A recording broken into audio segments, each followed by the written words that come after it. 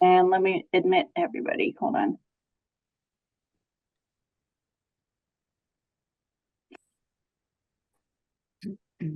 So Scott's not with us tonight. No, unfortunately, he has other commitments. Let's say, unfortunately for me. Well, that's why you're getting the big bucks, Sean. Yeah. Oh, I know. Yeah. And they're worth, those big bucks are worth a lot, Yeah. Ted. I think I saw Yeah. Kevin pop up. There he is. They're counterfeit, but they're worth a lot. Hey, Kevin. Good evening, Bill, everybody. Kevin? Good to see you all. Yeah.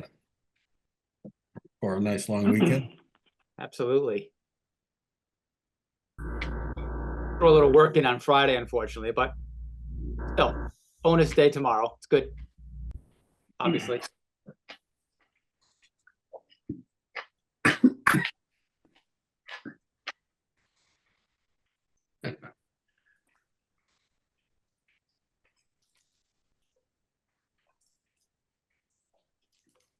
Okay, I think I have everybody muted. So whenever you're ready. Hello, my name is Sean Cosgrove. I'm the Commissioner for the Planning and Zoning Board of Guilford, Connecticut. I'm standing in for Scott Edmondson, Chairman, so I'll be serving as Chairman for this evening's meeting. Will the meeting of the Planning and Zoning Commission for Wednesday, July 3rd, 2024, please come to order? For the benefit of all, procedures for this meeting are as follows. When you first enter the meeting, you will be in a virtual waiting room until the meeting host admits you. Please be aware that your microphone will be muted by the host when you enter the meeting. You can turn your camera on at any time so you can be seen by others when or if you choose. In order to run an efficient and orderly meeting, unless stated otherwise by the meeting chairman during the meeting host will keep everyone other than the commission members muted. There will be an opportunity for the public to comment during the public meeting, at which time public participants will be unmuted. During the public hearing, the applicant will be invited to present the application, explain to the commission and others present what is being requested. The meeting host will share all related documents on the screen as needed.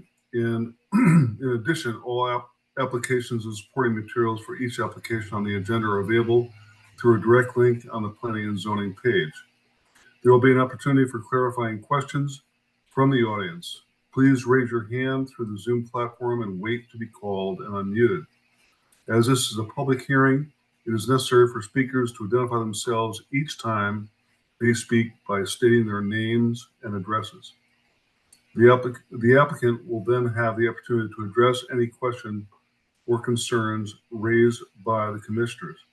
Once the public hearing is closed, the applicant is free to leave or remain for the balance of the public hearing and the regular meeting, during which the commission will try to reach a decision on each application. Each applicant will be notified in writing as to the decision of the commission and has a right to appeal to the Superior Court if desired. Decisions of the meeting are available the day after the meeting by calling the Planning and Zoning Department at 203-453-8039 after 9 a.m. or by emailing planning.zoning@ci.guilford.ct.us. All actions taken tonight by the commission will be by roll call. All commissioners and staff will identify themselves for the record before speaking. Seated this evening are the following members. Staff present are Ann Harchin, Town Planner. Robin. Is Robin present? Yes, Robin Penna, admin. Thank you. Sean Cosgrove. Roger Joyce. Bill Freeman. Ed Sands. Kevin Clark. Bob Harrington. That's it. Thank you.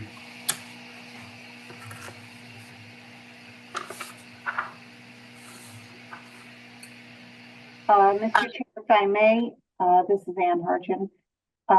We need to determine if we need to have Bob seated or not. Turn what? Whether we need to seat an alternate for the meeting. That would be, I think Kevin's here, so I don't think we need that.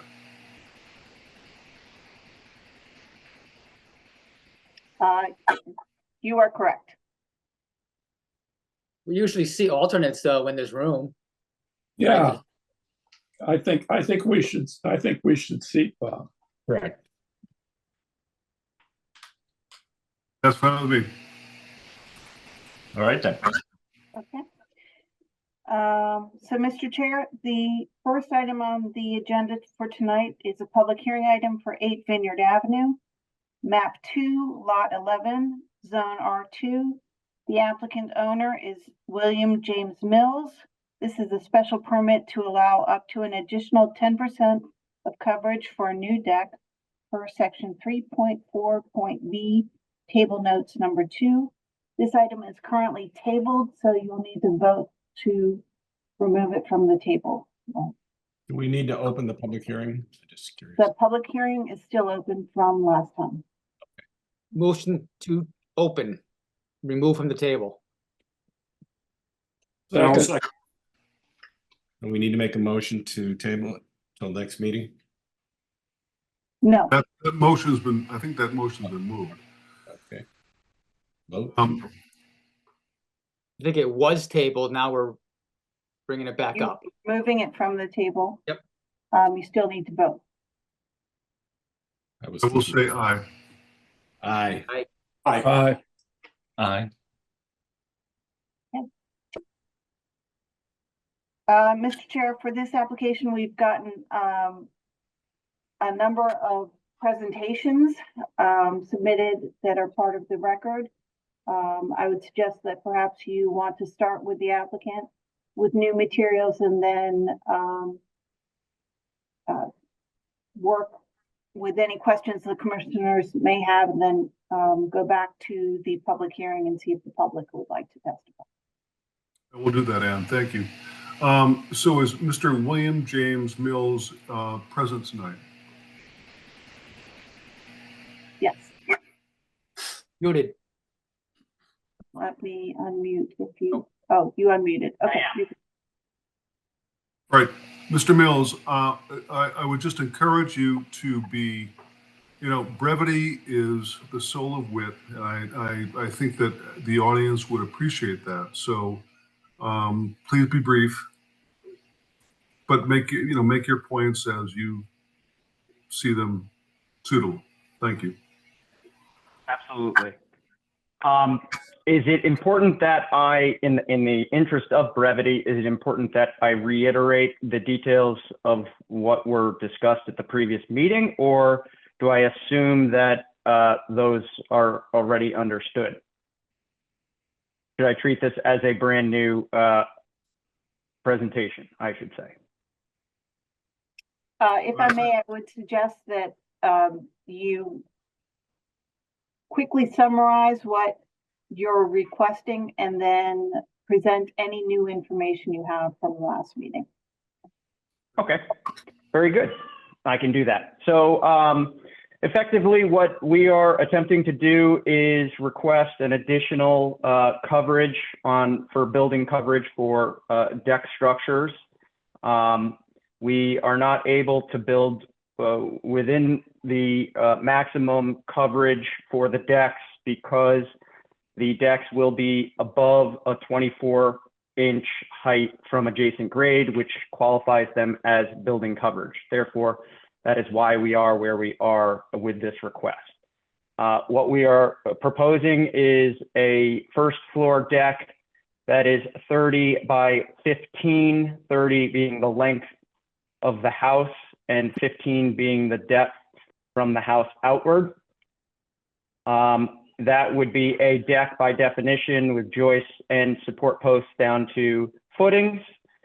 And we are also proposing within that same footprint, coverage footprint, a second story deck that would be the same 30 feet in length, but only 10 feet in width, extending away from the house. This structure, my terminology in the last meeting, which is one of the reasons why this was tabled, my terminology was inaccurate. I was using the word balcony inadvertently, when in fact I should have been using the word deck, because the structure is intended to be supported by joists and support posts, not cantilevered off of the house. We currently are approved for a cantilevered balcony of 3-foot projection with our current building permit. That's where my confusion began with the application. I was simply saying we are going to eliminate that from our proposal and replace it with a deck structure. That was confirmed with Ann after our last meeting and with the town's attorney that that was in fact the correct terminology to use. So that's one of the new pieces to this application. So just to be clear, terms of- you're going from balcony to deck. That is correct. Thank you. Neither structure will have a fixed roof. The second floor deck will not be, will not protect from the elements. It's not acting as a roof. Therefore, it does not fall under the porch definition per the regulation.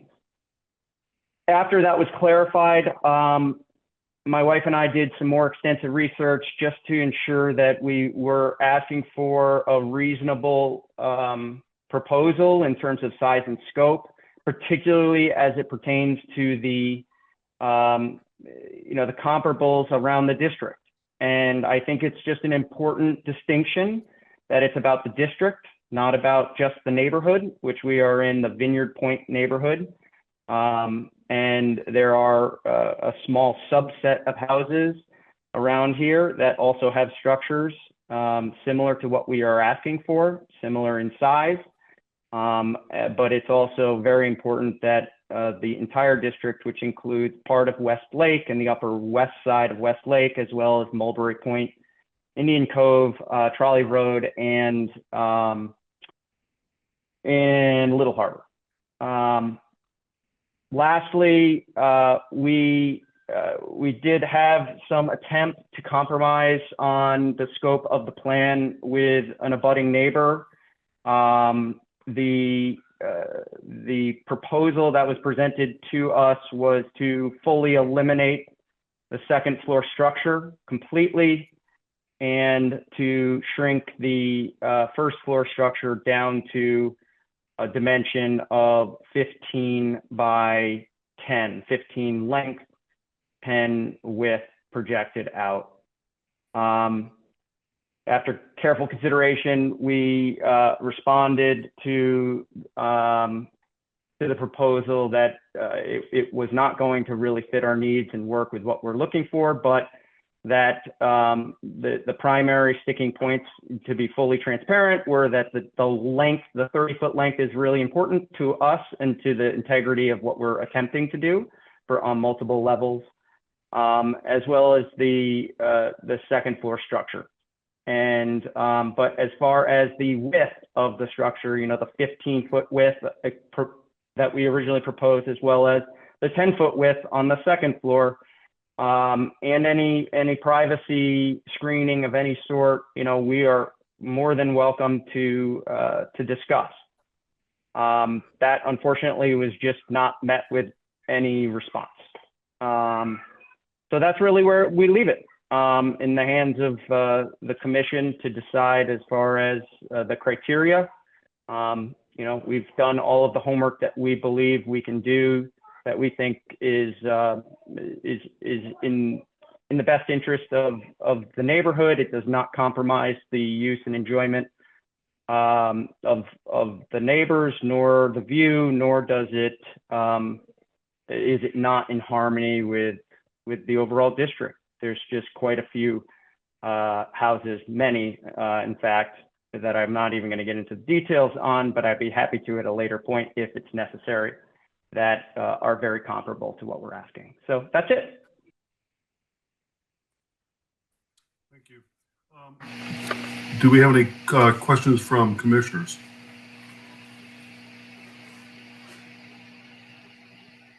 I have one. Could be two parts depending on how Mr. Mills answers. Is there or is there not a garage? And There is no garage. There is? There is no garage. Okay, it just came up in one of the memos, I believe, and just wanted to clarify. I mean, it may not have made a difference with our regs, but I just wanted to clarify. Thank you.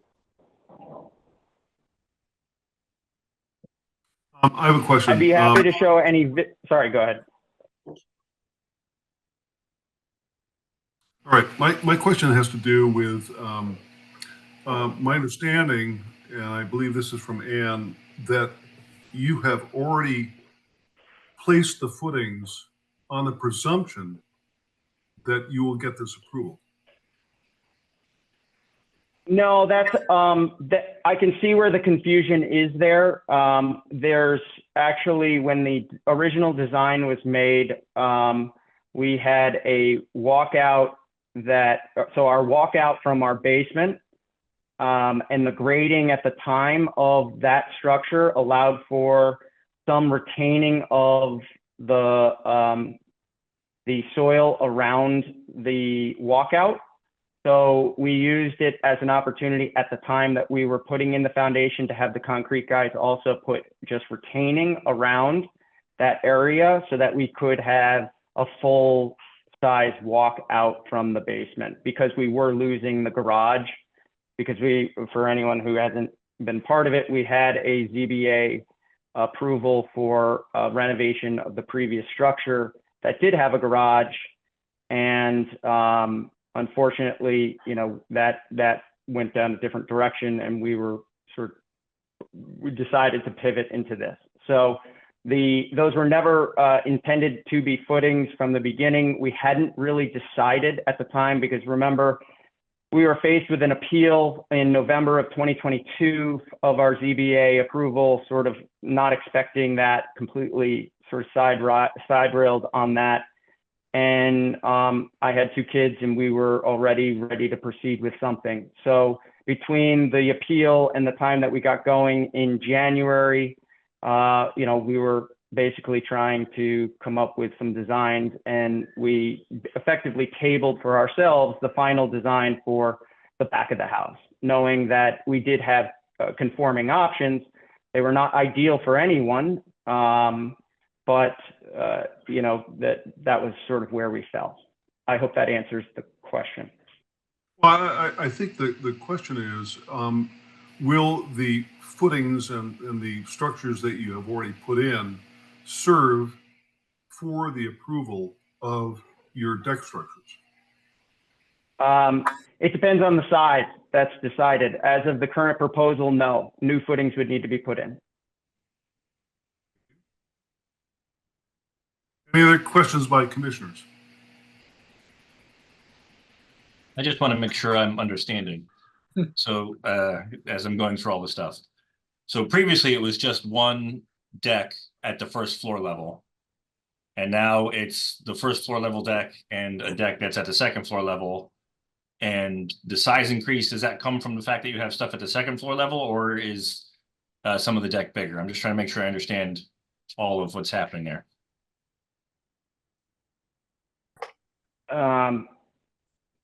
Sorry, my system is frozen. Can you hear me at least? I'm on the phone. Yes. Yes. Okay. So the original application was for, as I described it, it was a modification or an extension of an existing approved balcony that we already have approved for the second story. So the second story balcony is already approved. It can be no wider than 3 feet projection, because it is classified as a projection. The application inadvertently said that we were going to extend that 3 feet out to 10 feet. which then triggered some confusion about how, if that is legally possible, not to mention the engineering side of it, but we were under the I was mistakenly under the assumption that it was known that it would be joist and posts. I did not specify that in my application. That's what I am just clarifying, and we had clarified since the last meeting. So it's no request for a larger deck relative to the previous request. Everything that we are requesting is exactly the same. The only difference is the terminology that is being used. Okay, so the first floor. Sorry, I would like to ask for clarification from Ann. Yeah, and Jay, you can tell me if I'm wrong about this, but I think what Bob is asking is the entirety of the deck structure that you're asking for is within that additional 10% cover, well, less than 10% coverage that you're asking for. So the question being the 450 square feet of the larger of the two decks, which would be what's counting towards coverage, you're asking that entirety, that 450 square feet in and of itself exceeds the coverage calculation that's allowed without this special permit. Would you agree that's the correct statement? Hang on. Is that the question, Rob, that you're asking? Well, I'm trying to I'm understand getting two questions. what was approved and what currently is approved. So the first floor deck was originally approved, yes, in the front? No. Okay. Okay. No, there was never a first floor deck because our intent was to go, when we were in the process of building, we had been toying with the idea of do we build a conforming deck, right? Which we can do, right? But ultimately the conforming deck extends because of the situation of our walkout. A conforming deck would project out into the yard, which we just felt was actually more, it had more of a hindrance on the neighbors, on views, on both sides of the neighbors in terms of use and enjoyment. And in our opinion, a conforming deck actually was worse than if we had attempted to just go for a special permit. That's why we are here where we are. And I can show you examples of side-by-sides of all of them if illustrations do help. I just didn't want to do that because I thought for sake of keeping things quick and easy here. I presume the illustrations were recalled from the last meeting, but I'm happy to show visuals if that's important. No, I think I'm understanding.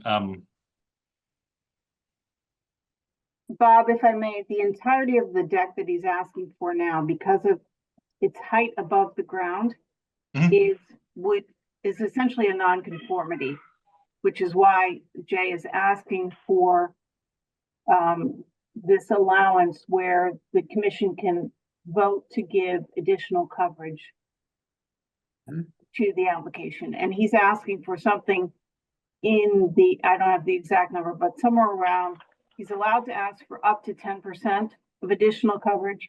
He's asking for something in the realm of 5.5%. But it's the entirety of that deck structure that he's asking for. Okay. Just to be clear, the 5.5% covers both decks. Yeah, because the That's second correct. one doesn't count because they're on top of each other. So in terms of coverage, it's the larger deck. Okay. And it's our presumption that the special permit binds the characteristics and the elements of both decks. That's the enforcement of it when it is granted. It just doesn't give us free range to do whatever we want within the 450. All right, any further comments, Ann, from staff? Not currently. I do reserve the right to come back and clarify one thing after we close the hearing. I will grant that reserve. Thank you, Mr. Mills. So as I've said, at this public hearing, we will hear all public comment. Are there any other members of the community of the public that would like to make comment?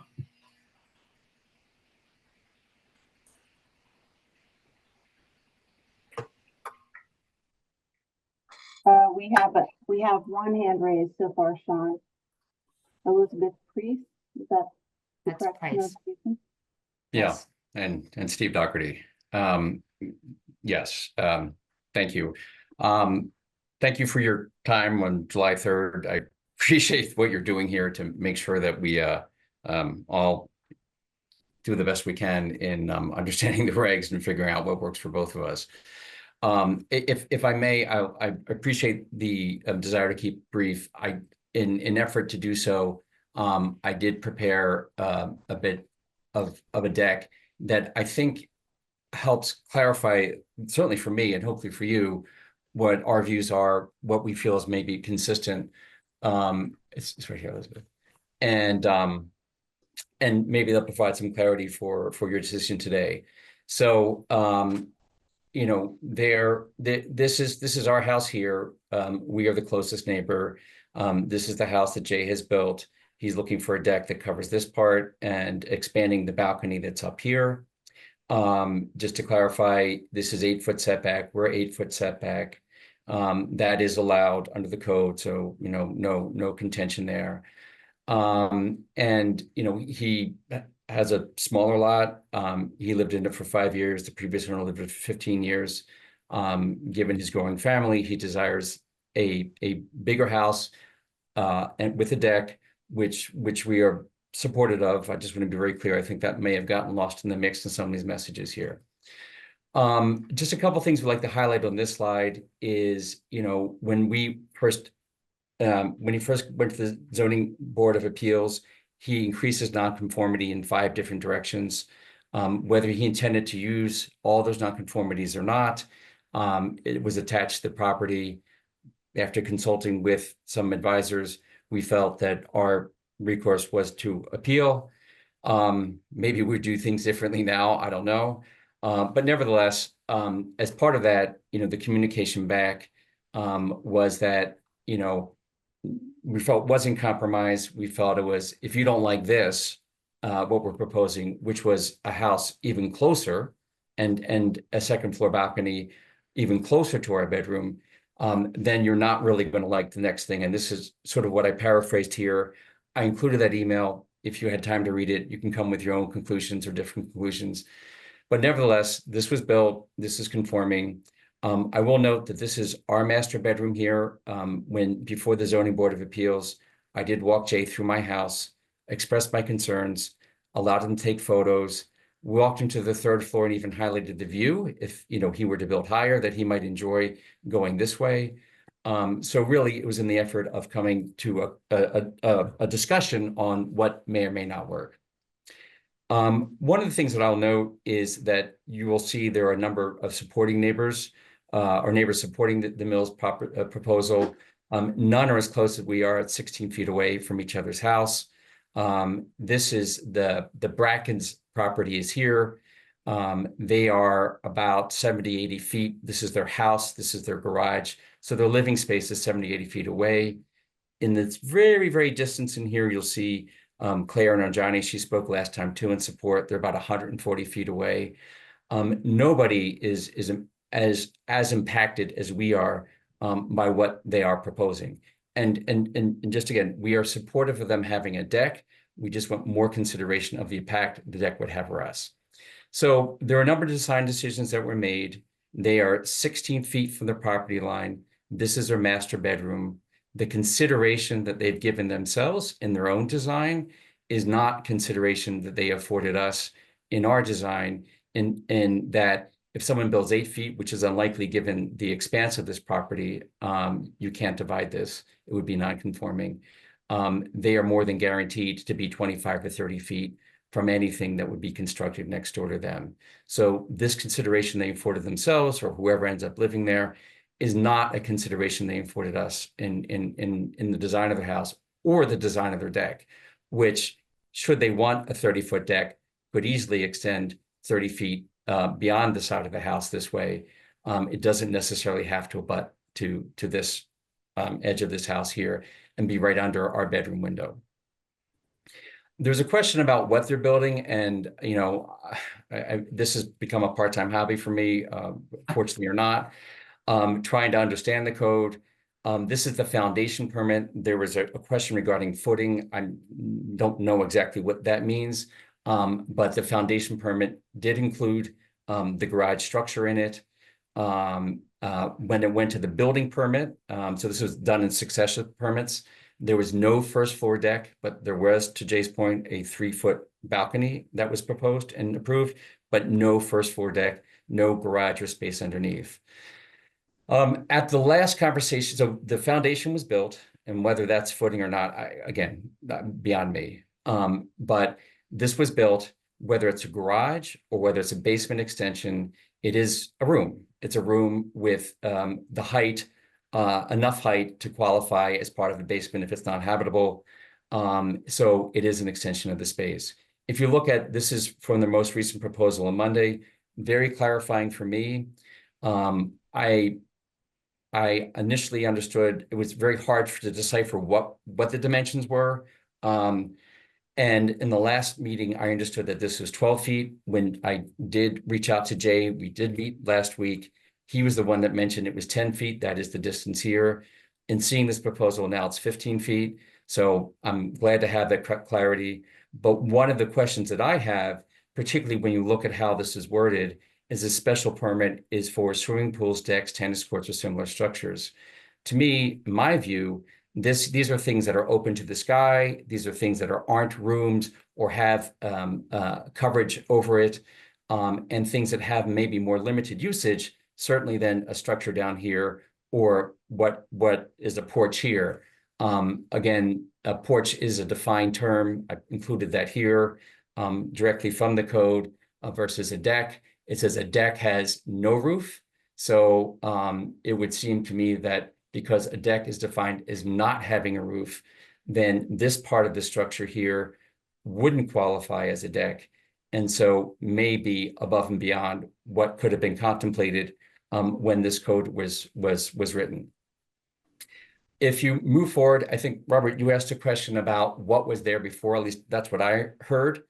The previous deck was 30 feet away from our house, and it was much smaller. So it was 266 square feet. Just the first floor deck alone is 450 square feet as proposed. So it's approximately 1.7, 1.8. I rounded up to 2 for the sake of clarity. If you combine the 450 square feet in the first floor and the 300 square feet in the second floor, his proposal is 2 to 3 times the size of the previous deck in a home which he's represented to me that they loved and enjoyed. So much bigger, not only in what he had, but also what is consistent with what's in the neighborhood. The other thing I'll note is, and what you'll see in our property, because we are very close, is the buffer that was offered by this garage. So there was a meaningful buffer to any sound that's being provided. These types of structures, Dr. Cassio was here today. He did the noise survey, which I'll talk about briefly, are the most effective in providing a noise buffer. If we move forward, the examples that Jay presented last time at the zoning board, I had 4 out of 5. I was admittedly a little confused on the 5th one, but nevertheless, to his credit, these are fairly representative because the lot sizes are within 10% higher or lower than his lot size. So it's interesting to see what other people have built. This is 616 Vineyard Point Road. This is the Brooks's house. This is a view from their deck. You can see that this deck is the GIS view is over here. There's a road here. This is the house.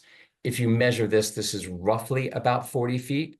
So the size is about 80%, but this size that's not even as large as what the mill's proposing on the first floor alone is more than double the distance from the nearest neighbor than what the mill's proposal has. This is across the street from both me and Jay, and he highlighted this last time as the concept. Again, each one of these measuring versus the first floor deck, which is a larger deck at 450 square feet, what the Mills proposed. This is only about a third. So it's like 22 by about 7. So much smaller than what the Mills have proposed, and much further away. You can't even see the house that's over here. This is estimated at 34 feet away from the nearest neighbor. So again, more than double the distance to offer effective sound barrier and privacy versus the neighbors. Just for the sake of, making sure that I'm being very upfront and transparent, this is what I found in searching their files, the land records at the office. Again, this sort of highlights the distance from the property line is 22. It's 17 here. The closest neighbor is the 616, which has the deck over this side. You can see barely touches about 25, 26 feet, but the way this house is positioned, that quickly moves into 20 to 30 feet and beyond. The other thing that was interesting for me when I reviewed this, and I know that the zoning laws have changed over time, but when I looked at the houses on these small lots, I didn't see a lot that required a PZC approval. The one that did require approval was a second floor deck off of a bedroom that was 5 by 10. So that is 11% of the Mills first floor deck, much smaller even than the third floor deck. That's what, 1/6 of 300. So yeah, 1/6 of 300. So we, even if you're looking at the smaller second floor deck, this is, a much smaller structure. Again, this is about 16 feet to the road, called the road 10. You're much further away on the second floor from the nearest house, which is somewhere over here. 28 Vineyard Ave. Claire came on last time and talked about consideration in the neighborhood, and I did talk to her afterwards and just clarify, it's not about not having a deck, it's not about not having noise, but it's about, what is reasonable for the enjoyment of our property. If you look at Claire's house, again, very similar size of property to the Mills. You see that their back deck, which you can't see in this photo, these are Jay's photos, by the way, you can't see is 12 by 12. And these front decks, which you can see here, the largest is 7 by 16. So 25 to 32% of the square footage that they're asking relative to the first floor deck is, what we're seeing in the neighborhood.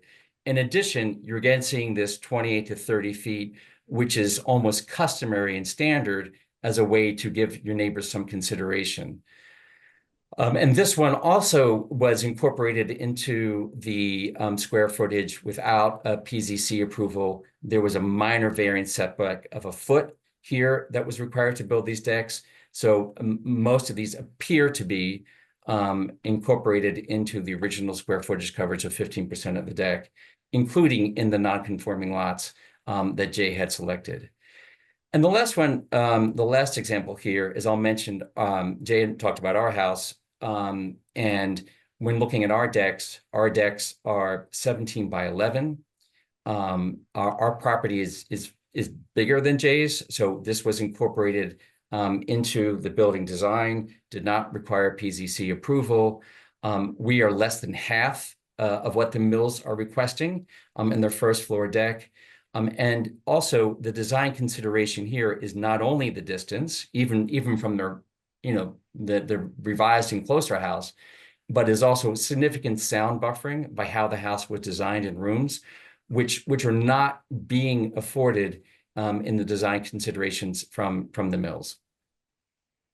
There was some question last time about noise and impact, and also about other ordinances, the noise ordinance in particular. So I was curious myself, just for my own education, like how crazy are my concerns.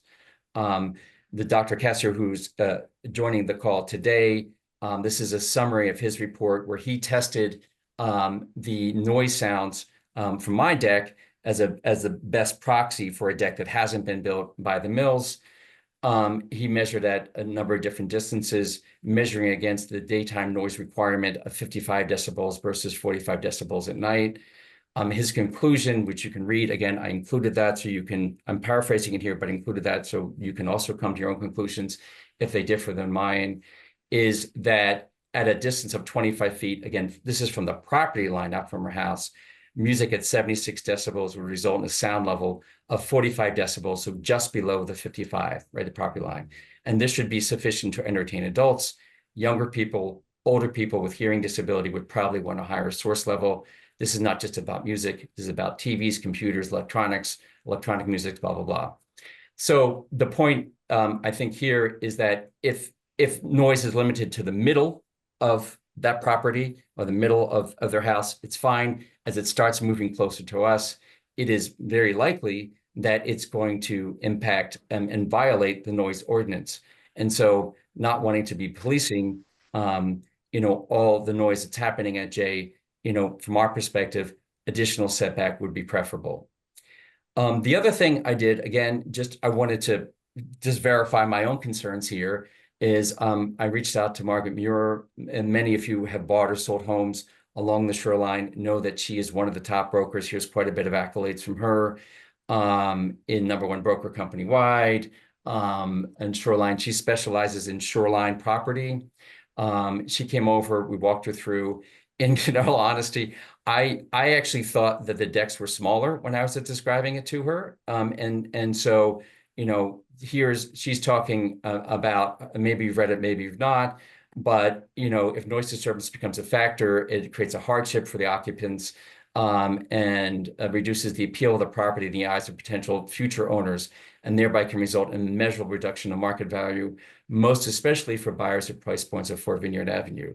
So there are certainly other areas in Guilford that maybe are away from the water that have lower property values, but given the run-up in property values along the shoreline, that may be an impact for potential buyers. And even for us, as I think of, we bought this house number 14 about 14 years ago with the expectation of this is where we would get to spend more time when we retire. Having this deck and basically having someone having the ability to watch me sleep, if I don't draw the blinds, which of course I will now, if it's approved, is very concerning and would be obviously concerning, I believe, and according to Margaret too, who is a real estate expert, 35 years experience, would be very concerning for them too. So this proximity, this lack of setback is most problematic. There's a question around footing. Again, didn't quite understand it, but this is the foundation that was built. It was, there was no resolution when the building permit was requested. So as a result, when Ann's office had inquired about it, the solution was a guardrail here. So it was identified as a potential issue, this 8-foot drop. With this built and with the additional height requirements, there's a potential to use this for a garage or room. Discussion last time was about turning radius on one of Jay's cars. He rightly said that the turning radius for his smaller car wouldn't fit here because he only has 16.5 feet. The turning radius is 17. You wouldn't want to do it every day, but potentially if you ever wanted to park a car there, you could, or your golf cart or other things that people put in their garage. And this is, as I was highlighting, this is from the last time, the guardrail and what was shown from the building permit. View, I don't know what the standard is. It says, it says use and enjoyment's unreasonable. It says view from adjacent public and private property. I don't believe it has an unreasonable standard.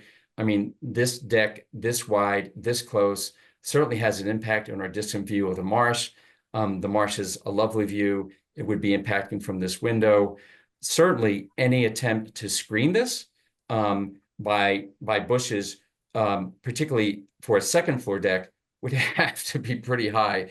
Certainly such that we'd be staring into the bushes effectively. So if impacting our light and sky and distant view of the marshes, it should be, it seems reasonable to me that that would be a consideration in any choice other than setback to alleviate the noise concerns.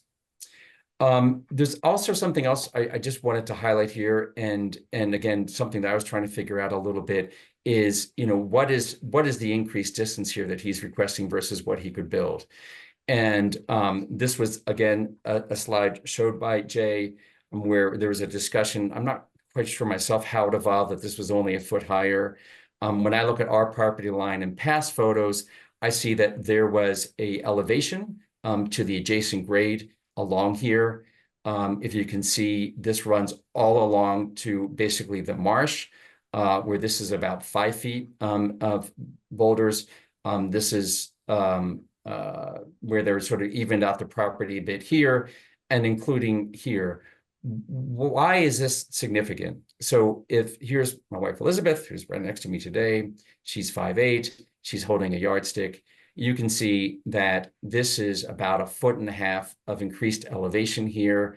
I think you're allowed, when you're maybe a foot under the code or 120 square feet of adjusting this. I didn't see a permit for this. I'm not quite sure how this happened, but it is important. And the reason it's important is because for an adjacent grade deck, for a deck that doesn't require Planning and Zoning Commission approval, there are 2 criteria. One is less than 24 inches above the adjacent grade, and the other is no railing. So according to Jay, measuring from here, and you could, I think, measuring from the top of this, he gets 2 feet somewhere around here. There's been some elevation. If you're trying to build out from this, and looking at this regrading here, which is above and beyond what you're allowed to do, you very quickly get above 30 inches, which then requires a railing. So with either way, whether he builds this way, well, actually he can build further out this way, but if you were to attempt to build this way, he's quickly going to hit a grade that requires a railing because it's more than 30 inches. And that would then bring it back to the PZC, excuse me, for approval. And this is the house that was there before. So last time Jay talked about the slope away from his property. This is what I'm showing. This is our dog, Lucy. And this is that 1 point sort of as a measure for where we see that the highest point of the grade of that property before it was regraded and increased there. The other thing I'll mention is, again, just emphasizing, 30 keeps coming up as a distance number. That 30 feet here between our house and his deck. And again, this showing the visual of the buffer in the photo. Kind of nerded out on the data. Again, after the last meeting, I was kind of curious myself. Just what is customary, what happens, do most people go to PZZ for approval? I did this online. I think the data is probably better online for at least this purposes in the last 8 years than the last 50, which it says it covers. Anyway, I counted about 337 houses. And of those, about a third non-conforming. 10% are asking for PZC permits that I could find or variances. I would say this is probably guesstimate off by a factor of 2 to 3%. Nevertheless, the point I'm making here is I think the majority of people don't, you guys know better than me, don't get a request. So just what is customary, looking at what other people have done in the neighborhood, what Jay is requesting, it is a lot. And then there's this other thing, again, sorry to nerd out in the data here, about additional 10% of building coverage as written today. What that means, do with this what you will. The code states swimming pool, decks, tennis courts, and some of the structures. I was kind of curious under the literal interpretation, or I guess what was referred to as maybe this was the intention of 10% of lot coverage, not just 10% of building coverage, where building coverage is for R2, 15% of a lot coverage. Doesn't seem like only one house gets a tennis court. Everybody would get a small pool if they wanted, potentially, if they meet the other conditions. Under the more strict coverage, 40%. Standard pool, very few. Under a more strict definition, everybody in 10% of lot coverage. A small deck, everyone could get a small deck. This is 8 by 10 is what would what is enough to accommodate a bistro table, excuse me. And then standard deck, obviously that wouldn't be enough space in a more stricter coverage, but just something to consider. The last thing, I just again nerded out in all this and trying to understand what was happening. And when you look at the code and applicable to all sections, it says the regulations are the minimum requirements, and particularly with regards to the noise ordinance, is not intended to impair or interfere with any adopted provisions or law or ordinance, and the noise ordinance being cited and the information being provided by Dr. Cassio leads me to believe that as constructed without additional setback, that would most certainly, under a number of scenarios, impact the noise ordinance. And then just, this is more of a pleading to the PZC, is to make sure, or please, for our enjoyment and value of our home, please stipulate conditions that address not only the size, but the setback. And this is what I'm trying to highlight here. Again, we were very encouraged today when we saw Jay say that he's open to discussing the size of the deck. That was, the other discussions that we've had or feedback was buy our house at slightly below market rate. And, if you don't like this, and this is what I showed the email, the next thing is going to be worse. From my perspective, that's not a way that neighbors come together. And I certainly have my own faults in negotiating here. So it takes two to tango. I'm not saying it doesn't. But to me, when I look at what he's proposing, and if we go back here, if he wants a big deck, he can move it that way. This part, anything here is the most troubling. The second floor is very troubling. 3-foot balcony, that's fine. If someone wants to, that's allowed. We don't have a problem. Once you start expanding it to put furniture out there and other things. So, our real main concerns are what's happening on the expansion of the second floor and what is being constructed here. The final thing I'll note is that when Jay and I met, again, he wrote back and said 15 by 10 would not work. I think if he checks his text messages, I said, okay, I get it. 15 means you have to move these doors, right? What happens if we make it 18, and that way you don't have to move your doors? And if you want a bigger deck, you can expand this way, but it gives us the additional setback, and it's a compromise. It gives us some setback to guarantee that there's not things that are happening here that would potentially impact our use and enjoyment. So I'll stop there and see if there are any questions. If not, I will maybe turn it over to Dr. Cassio, who was kind enough to dial in. He can maybe spend a few minutes on the noise survey, but also I think it would be helpful to hear from him about the effectiveness of any screen covering, which, would definitely block our views, particularly. Yeah. Thank you. Your brevity has been much appreciated. But I think that we've heard, maybe we should allow your sound expert to comment. Is your main objection to the noise? Our main objection is noise and value and the proximity. And so, he can have the big deck. Which I would just say are all unknowns. And you live in a part of town where the lot sizes are relatively small. The houses are close to each other. Yeah.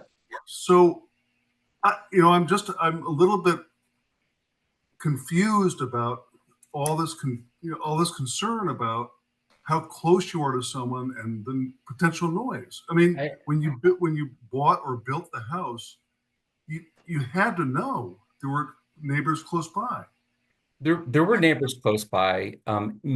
Many people, including the Mills, when looking at what would impact their use and enjoyment, have planned things either for themselves or for their neighbors that the Mills are not planning for us. So again, they're planning 16-foot setbacks, so their master bedroom isn't impacted. When you look at what is customary in the neighborhood, it's 30, it's plus or minus, many people looking at the solution, trying to be considerate of their neighbors, not trying to double or triple the size of their deck, are coming up with a design solution that is not one in the mill. So it's not unique to me, in my view. It is a customary design solution for lots in this neighborhood and other neighborhoods. We did drive around Indian Cove. We did drive around Mulberry Point and look at other decks. And you see the ones that were Planning and Zoning Commission approval have much more distance than what the mills are affording us in their design. So it's not about not having a deck, and it's about how close the deck is and how that will impact us. Thank you. And I would say, Another question from another commissioner. Yes, Bill. Bill, you're You're muted. muted, Bill. You're muted. I'd like to ask Mr. Mills a question.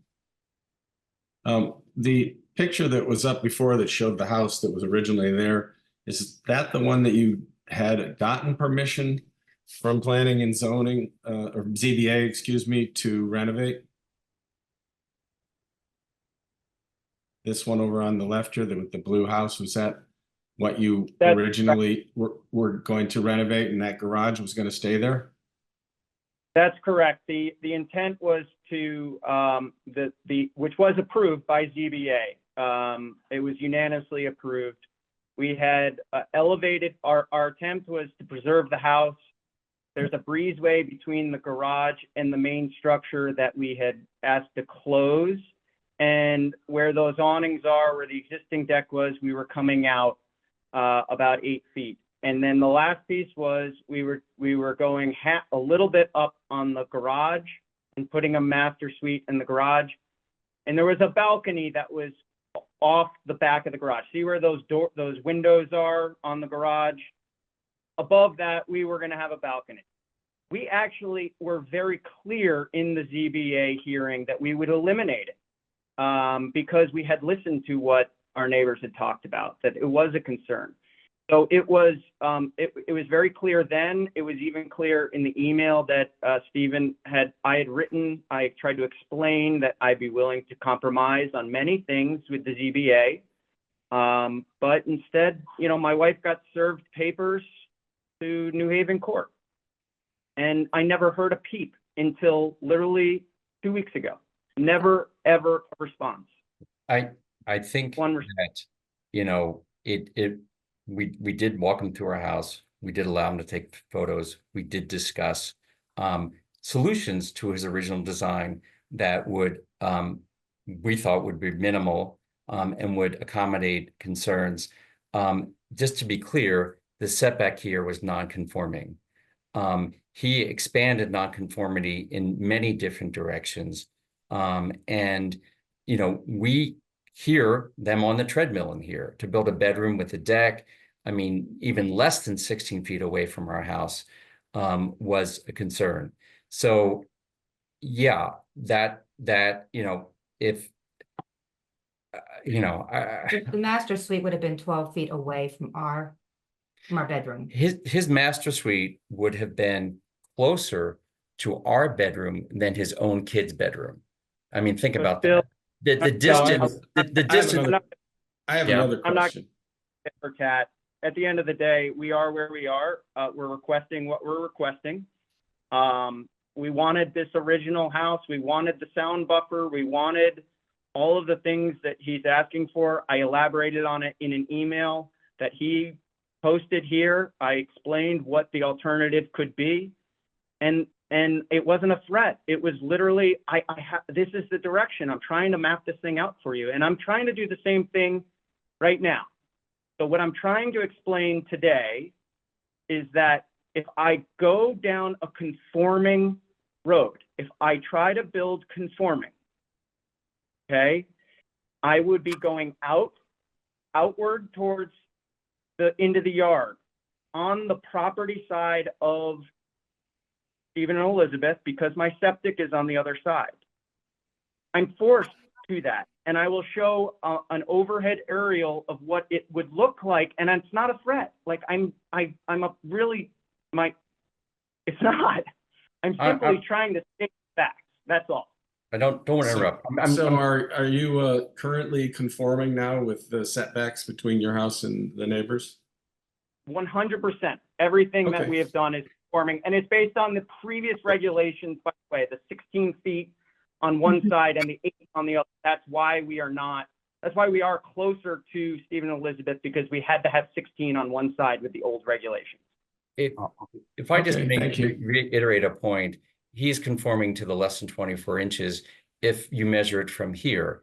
As he extends his deck out much beyond 10 feet, then he needs to put a railing, and that doesn't conform with the requirements in the regulation about what a conforming structure is that doesn't need PZC approval. So, I don't think it's unreasonable. Listen, he can't move his house over here. He could have centered it more. We get that. But to ask if he wants a 30-foot deck, he has space over here where he could move it. I don't know why this has to be necessarily over here if he wants a long deck. Sean, I think I've heard enough. Have you? I I have. definitely heard enough, Thank you. I think we have. Good. more than enough. Mr. Chair, if I may, Can we may unshare have- the screen, please? Sure, sorry. we may have other members of the public who would like to That's right. testify. That's Um, fine. We should allow them to do so. Are there other members of the public who would like to comment on this application?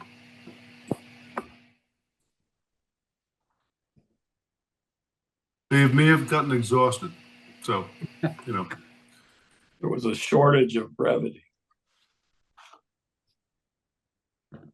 I have one, Kevin Clark for the commission, one further question for clarity purposes to Mr. I believe it's Doherty. And I'm gonna kind of add on to what Sean had mentioned earlier about potential loss in property value. It's kind of an unknown. My question is how do you even quantify something like that? I mean, is Mrs. Muir's testimony kind of getting to that point? It's her professional opinion that if this work gets done the way Mr. Mills wants to, it would absolutely result in a loss of your property value?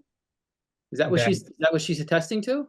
That is she unfortunately could not be here tonight. I thought she wrote a very thoughtful letter, and that was the conclusion that she was drawing, which is it would certainly increase his property value, but I would be very concerned that it would deter buyers, and in deterring a number of buyers, that would result in order to sell it, that a discount would be required to overcome the concerns about looking out your window and seeing this deck that far away.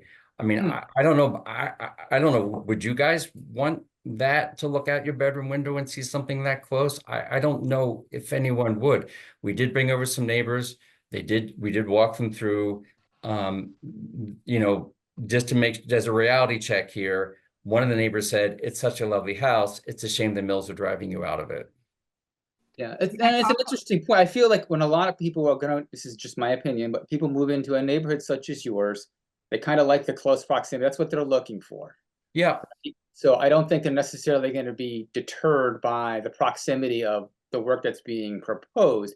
And I feel like, even though I know Mrs. Muir has a ton of experience, I feel like you could probably go out and find another real estate agent that would tell you the exact opposite. Absolutely. People wouldn't be deterred by that. I'm sure you could shop, but she is one of the more experienced people in the shoreline. You had asked me about what my expectations were. Of course, their expectations were that they would rebuild. But when you look at the considerations that we didn't build this house, by the way, the people that built this house put into making sure they would insulate their neighbors. If you look at the considerations in these non-conforming lots that are, a house or two away, you see that it does set expectations for what somebody might do if they want to be considerate of their neighbors. And so this is not about no deck. This is not about no noise. We are not in the woods by ourselves. Right. We That's understand not that. compromise. I get it. But when you walk around and say, what could happen? Of course, someone's going to build higher. The people that bought our house built higher. The people across the street at 608, they built higher. You know that's going to happen. But when you see the distance for outdoor space, when you see the considerations that were brought in the last, 10, 20 years, it does set expectations of, hey, what would somebody reasonably do when they're constructing their house if, they weren't trying to, I don't know what he's trying to do, trying to just maximize at the expense of us, the closest neighbors. It doesn't impact other people the way it will impact us. Okay. And I'm sorry, I'm rambling on here because we are, I am testing my assumptions here and trying to be reasonable, but we are very, no one is this close. No, there's no deck, no example that doesn't have some buffer that this is, meaningful buffer, not some bushes, not a trellis. Again, if you want to hear from Dr. Cascio, he can address that bushes would not provide a meaningful sound buffer. I think he would. He's on the call if you would like to say 2 words, Dr. I think Cascio. commissioners have heard enough. I just want to be sure that there are not other members of the public who would like to comment on this application.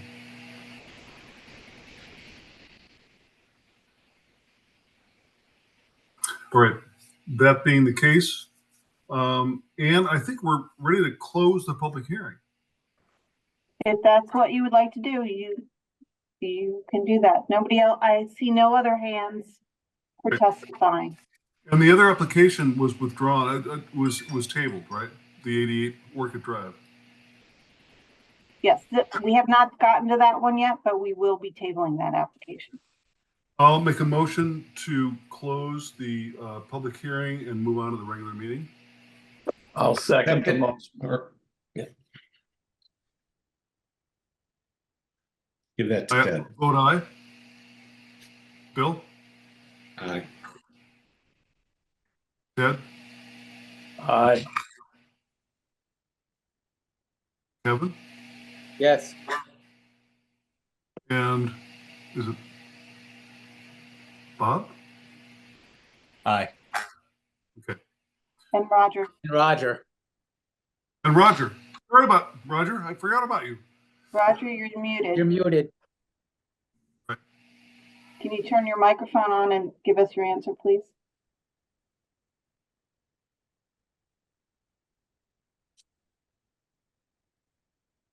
Yes. Thank you. Mr. Thank you, Chair, if I Roger. may, two things. One is we have, in the recent past, we have deliberated and voted immediately after the item, so we don't forget what we're talking about. So I would make that suggestion here. And if Yeah, you, so Ann, you're saying before we open the regular meeting? yes. Okay. I think that's a good idea. Yeah, I agree. And if you're amenable to that suggestion, I would, when you're ready, I would like to give you a little bit, just a little recap of what the regulations are. Thank you, Ann. Please do so. Okay, so I would make it just a few points just to make sure we all stay on track on what you are considering at this moment. So previous actions by the ZBA are irrelevant. Previous actions in the neighborhood are irrelevant. What you are considering here is whether to allow up to an additional 10% of building coverage. And I believe one of the key phrases you need to consider as a commission is this, and I will just read this back into the record. It's table 2B of the zoning table for the R2 zone. And that note says the impact of the proposed construction on views from adjacent public and private property and on the use and enjoyment of said adjacent properties will not be unreasonably affected. So you have to decide, A, if views from public and private property and use and enjoyment is not unreasonably, will not be unreasonably affected, if you would. And thank you for that, Ann. And I think that the operative word, the main word is unreasonably. That's my opinion. I'm not sure what the other commissioners feel, but that's my As opinion. well. Yeah, I agree. yeah, are But it's we, Very broad. It's very subjective. yes. Bob, you too? Yeah, no, unreasonably is the critical thing here. I took some notes that I just wanted to, Hmm. when we're ready to deliberate, that I have some things I want to talk about. Please do. So some of the things that were talked about was the noise. And there was a lot of, some of the concern that was brought to me was that was brought up was, you know, well, if they're doing this, then they might violate the noise, you know, the noise ordinance, but you can't, in my opinion, tell someone you can't build something because they might be loud later. That's their later behavior. It doesn't have anything to do with the structure per se. I agree. Great. The other thing is the closeness of the decks. With the 3-foot balcony that's there, I don't see a significant difference in distance between the decks and the house or the balcony in the house. And any noise that you could potentially have on one of the balconies can happen, or on the balcony can happen on the decks. I don't think that the difference between those necessarily represent a greater noise possibility. Regardless whether a window's open or there's a deck there or something, it doesn't change the amount of noise that's occurring.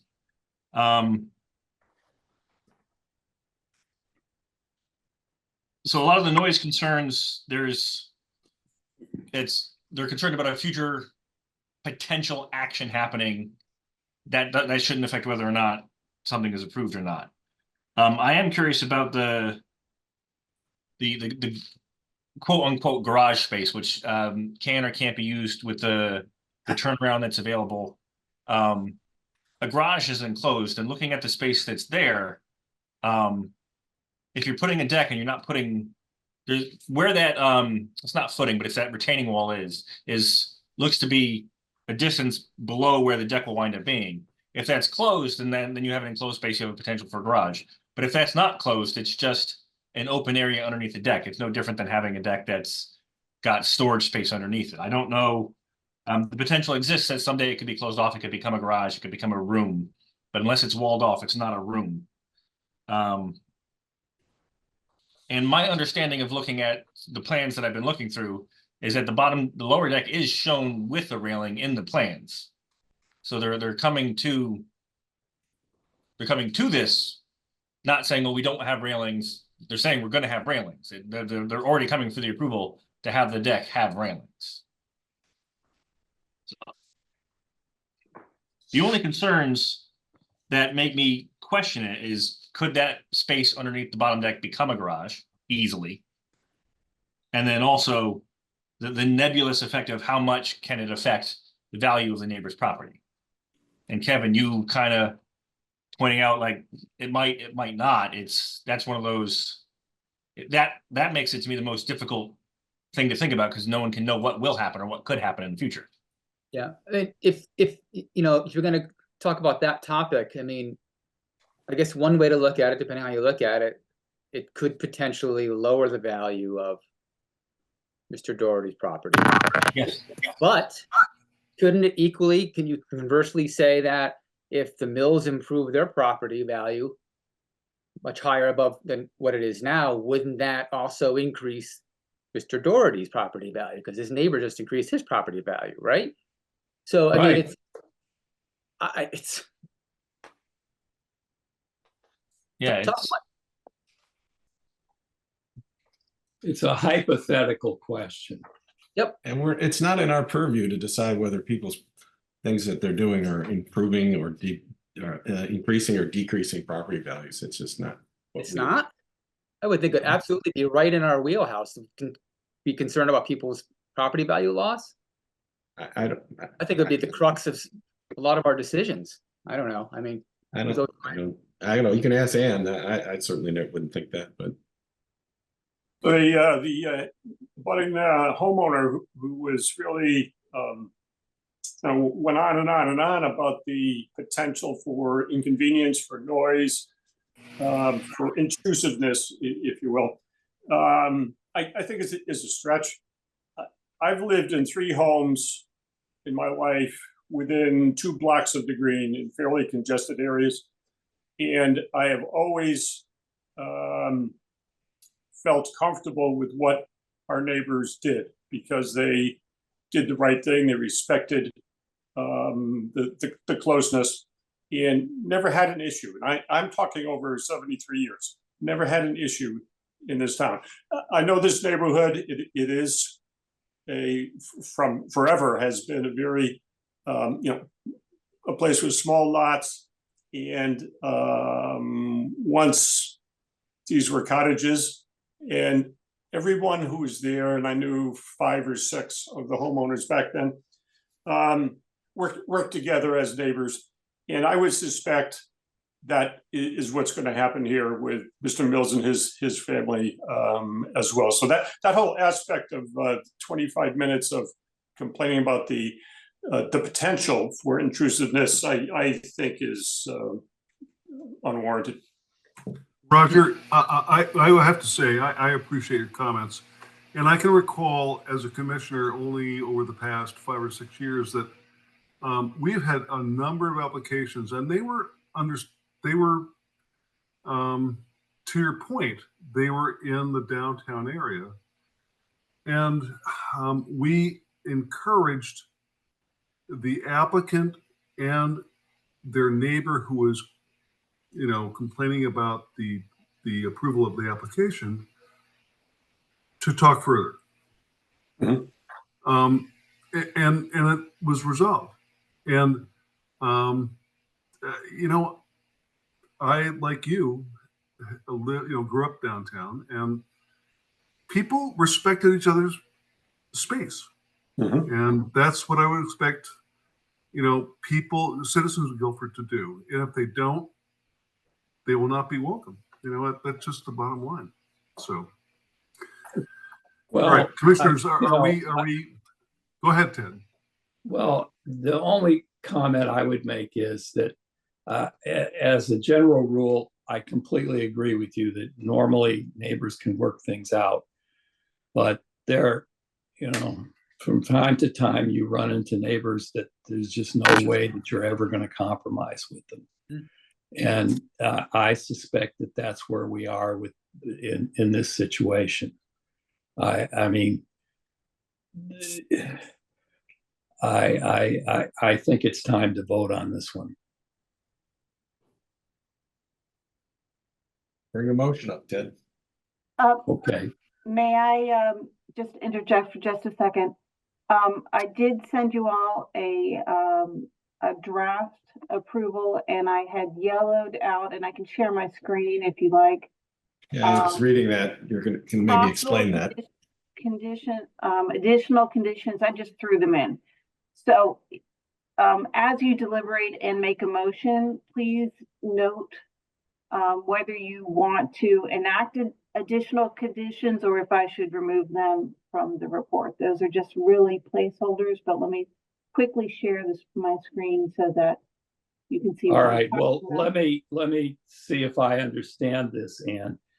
Condition 7 says additional lot coverage will be limited to X on the first floor and Y on the second floor. My understanding of the way the regs work is that it's only the first floor that counts.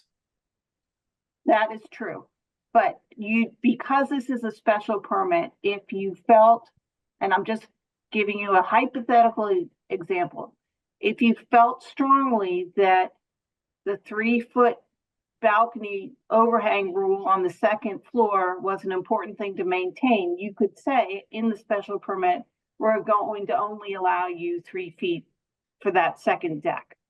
If that's what we wanted to do. Exactly. Yes. You have all kinds of leeway here. I wasn't suggesting what you should vote on. I was just putting a placeholder in if there were if there are special conditions that you want to enact, just be very clear about it in your motion. All One- right. Before you So do that, noted. Ted, though, hold on one second, if you don't mind, I'm sorry. I have Go one ahead. question for fellow commission members. I don't know if this is the time to ask it, or the time to ask it is after the motion is made and we are in further discussion. We just go to the motion now and then go to discussion, because we usually don't have discussion after we make a motion. We make the motion, then we vote right away. And there's a, You can make a motion and then do a friendly amendment. You can make a motion and withdraw the Well, motion. So- go- Kevin, go ahead, make your comment and let's I- let's. so, get forward again, it into comes- circling back to unreasonable effect. I'm getting the impression from several members that they do not feel that what Mr. Mills wants to build is unreasonable, okay? I don't necessarily disagree. I'm stuck in my head that who are we to, we don't live next door to this. Who are we to say that it's not unreasonable? Because The we're. person who lives next door thinks it's unreasonable. We don't live there. We haven't walked it. We haven't seen it. I'm having a hard time with that.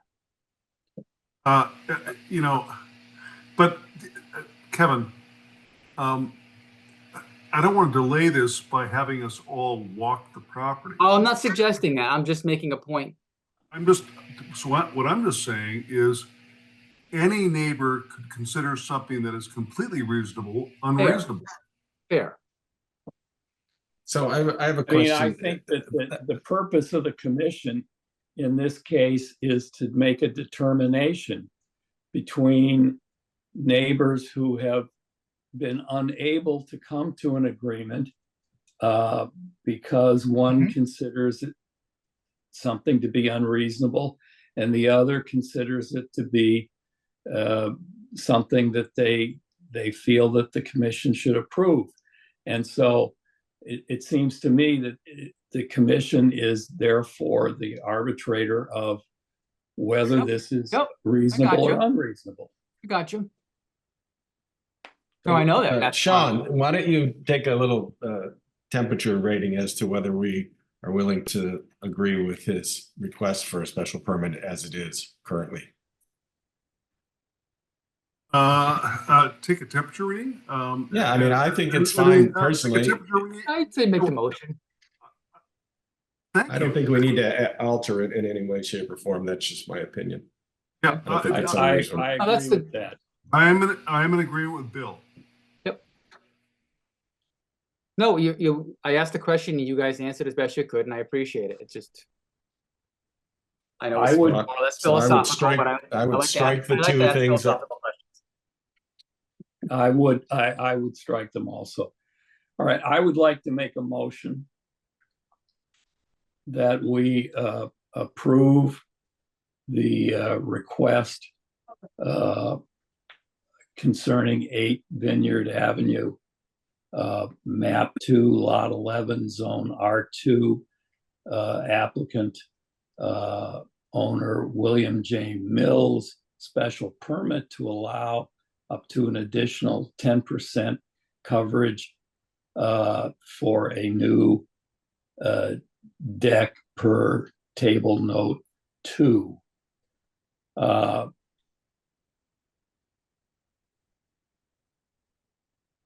As And this- stated below. As stated below, Except this for striking application number is, 7. yep. And the special conditions 1 through 6. And this application is approved based upon a finding that it conforms with the town of Guilford zoning code and special permit criteria in 3-3.4B table notes and 9.4E have been satisfied by the applicant. The special permit shall be effective July 3rd, 2024 upon filing with the town clerk. That's my motion. I'll second that motion, Ted.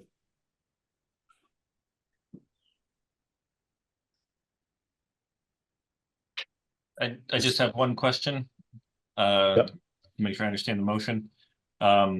We didn't put any specifications on, we're taking out the line about the sizing of the decks, that doesn't mean that anything can be expanded beyond what the size is in the drawings, correct? It can only be limited to that. Yeah, it's limited to what they've asked for. Okay, to make it sure. There wasn't anything I missed. And was the special permit read in its entirety? No, but it doesn't need to. You can make, Mr. Sands inferred this. But you might just amend your motion to say the special permit as drafted, as the draft permit. Sorry, I'm tired. Approving the special permit as drafted with the exclusion of points 7 and 8. Okay, All right, I'll amend it to in that form. so amended. All right, Ann, you got I that? think Bill needs to approve the amendment or second. I second the amendment. Yep. Thanks, Kevin. Oh, so Kevin is the parliamentarian now. Yeah. That's scary. Okay, you gentlemen need to vote now. All right. I'll hear a vote. I vote yes. Bill Freeman. Well, I think, Sean, you need to call each but and have us vote in turn. All right. I will vote aye. Sean Cosgrove. Kevin Clark. Ugh. I don't think what the applicant wants to do is unreasonable. I could be 1,000% wrong, so I'll vote aye. Ted Sands. I'll vote aye. Roger. Aye. Bob. I voicing the same sentiment that Kevin did, will also vote aye. Thank you, gentlemen. Bill? Aye. Oh, Bill. Did I forget it, Bill? You did. You did. I did. Sorry, Bill. Okay, thank you.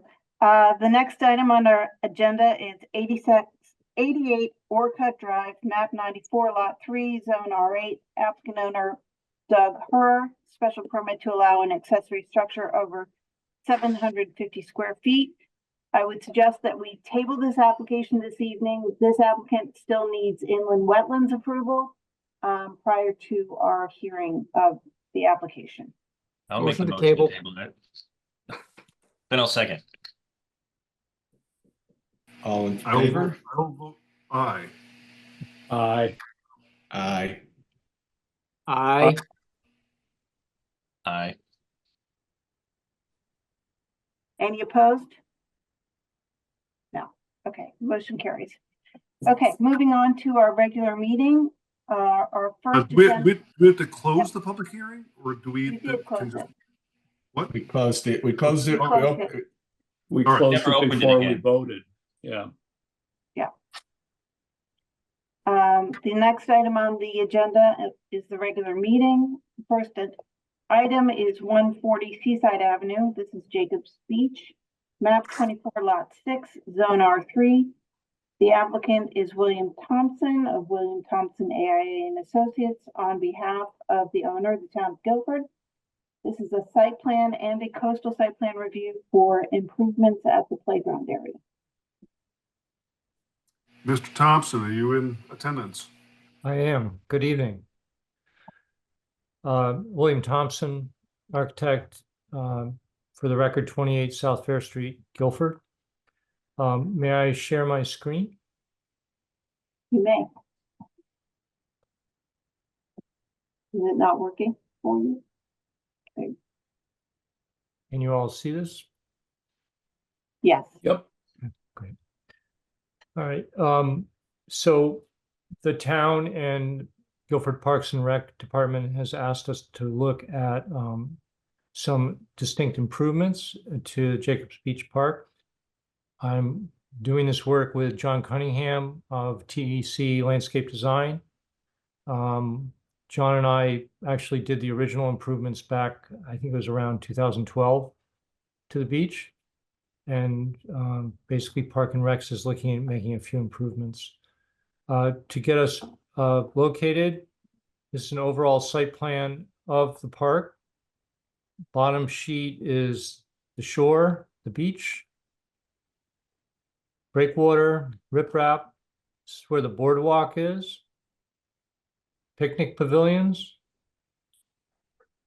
And we have the splash pad and the eastern extension to the boardwalk. I'm going to zoom in a little bit. The Park and Recs that wishes to upgrade the playground. The playground is at its useful life. And at this point, they have funding for new playground equipment. So one of the primary things we're looking at doing is switching this out. But in doing that, we've been asked to look at adjusting the grade slightly because currently the playground area floods even at a typical moon tide.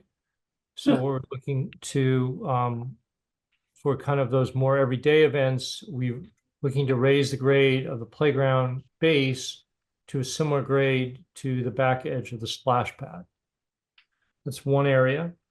Another thing we're doing is we're looking at several distinct shade elements, several shade sails over the easternmost part of the boardwalk, and 2 umbrella-like shade elements over the splash pad.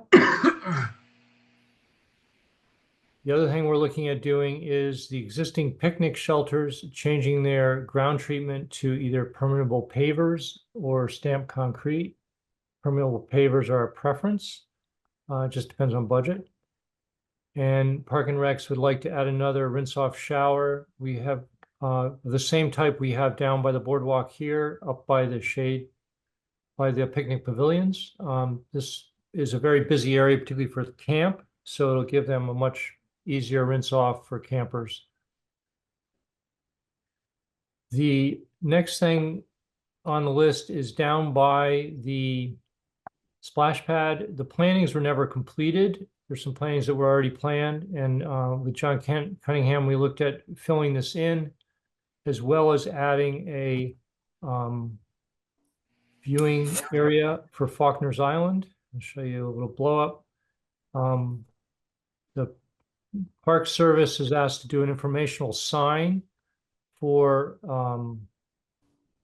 Faulkner's Island in this area.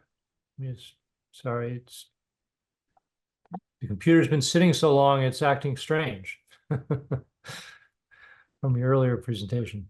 So here's a blow up of that area showing filling in the plants, bench area, accessible access with a bit of signage about Faulkner's Island.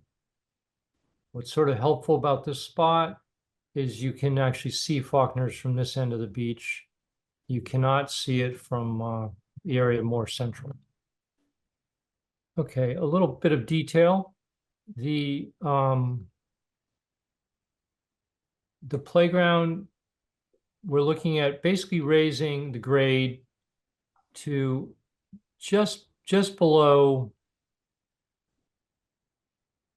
you'll see this, we've got about a 7.0 elevation in the back of the splash pad along this curve. We're looking at raising the middle of the playground to just below that, about 6.8, 6.5. So it's about 2 feet higher than it is now. We've been really careful with the grades to have them ease off towards the east and to the north. We'll raise those lawns slightly, but without impacting the coastal resource at the boundary. We're not changing those grades at all.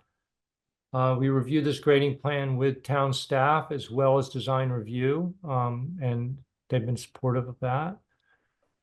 At the deck area, we're looking at 3 shade sails. They'll look about like this. Let me come up here for you. This is a photo montage over the existing deck. And then 2 umbrella-like sails over the splash pad, which you can see just beyond there. These sails will be seasonal. They'll come down in the off season, and in very large storm events, they unclip. So they're relatively easy to take down for staff, but typically they would be up through the whole season. The units by the splash pad are about 12.5 feet at their peak, mostly just above 9 feet The ones over the deck are about just under 14, like 13.6 at their high points. Their low points are around 8, but generally they're kind of in the 10-foot range. These are showing you some perspectives and elevations of those units. I'm going to go back to the plan. I want to show you the relative sight lines. Sorry. Not trying to make us dizzy.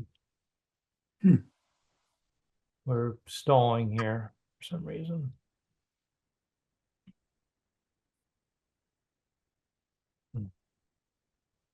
There we go.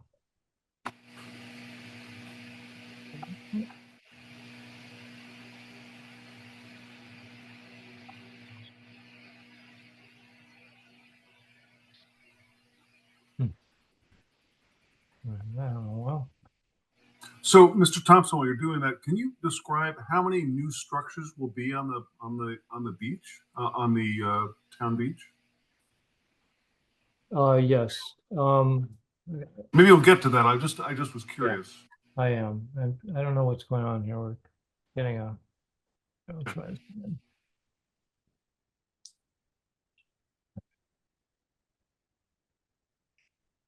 Okay.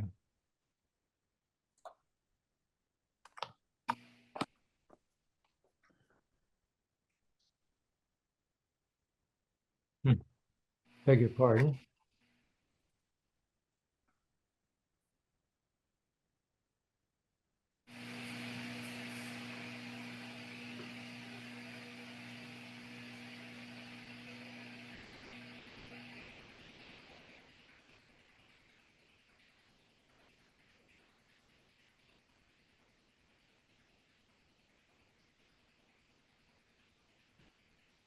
Yeah, maybe tomorrow you should refresh your computer. Yeah. All right. So as far as structures, there's new playground equipment.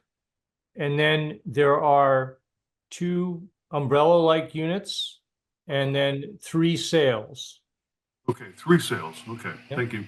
And those sails are on 6 posts. These 2 umbrella-like units are on single posts. And then I should add the playground has a shade element in the middle.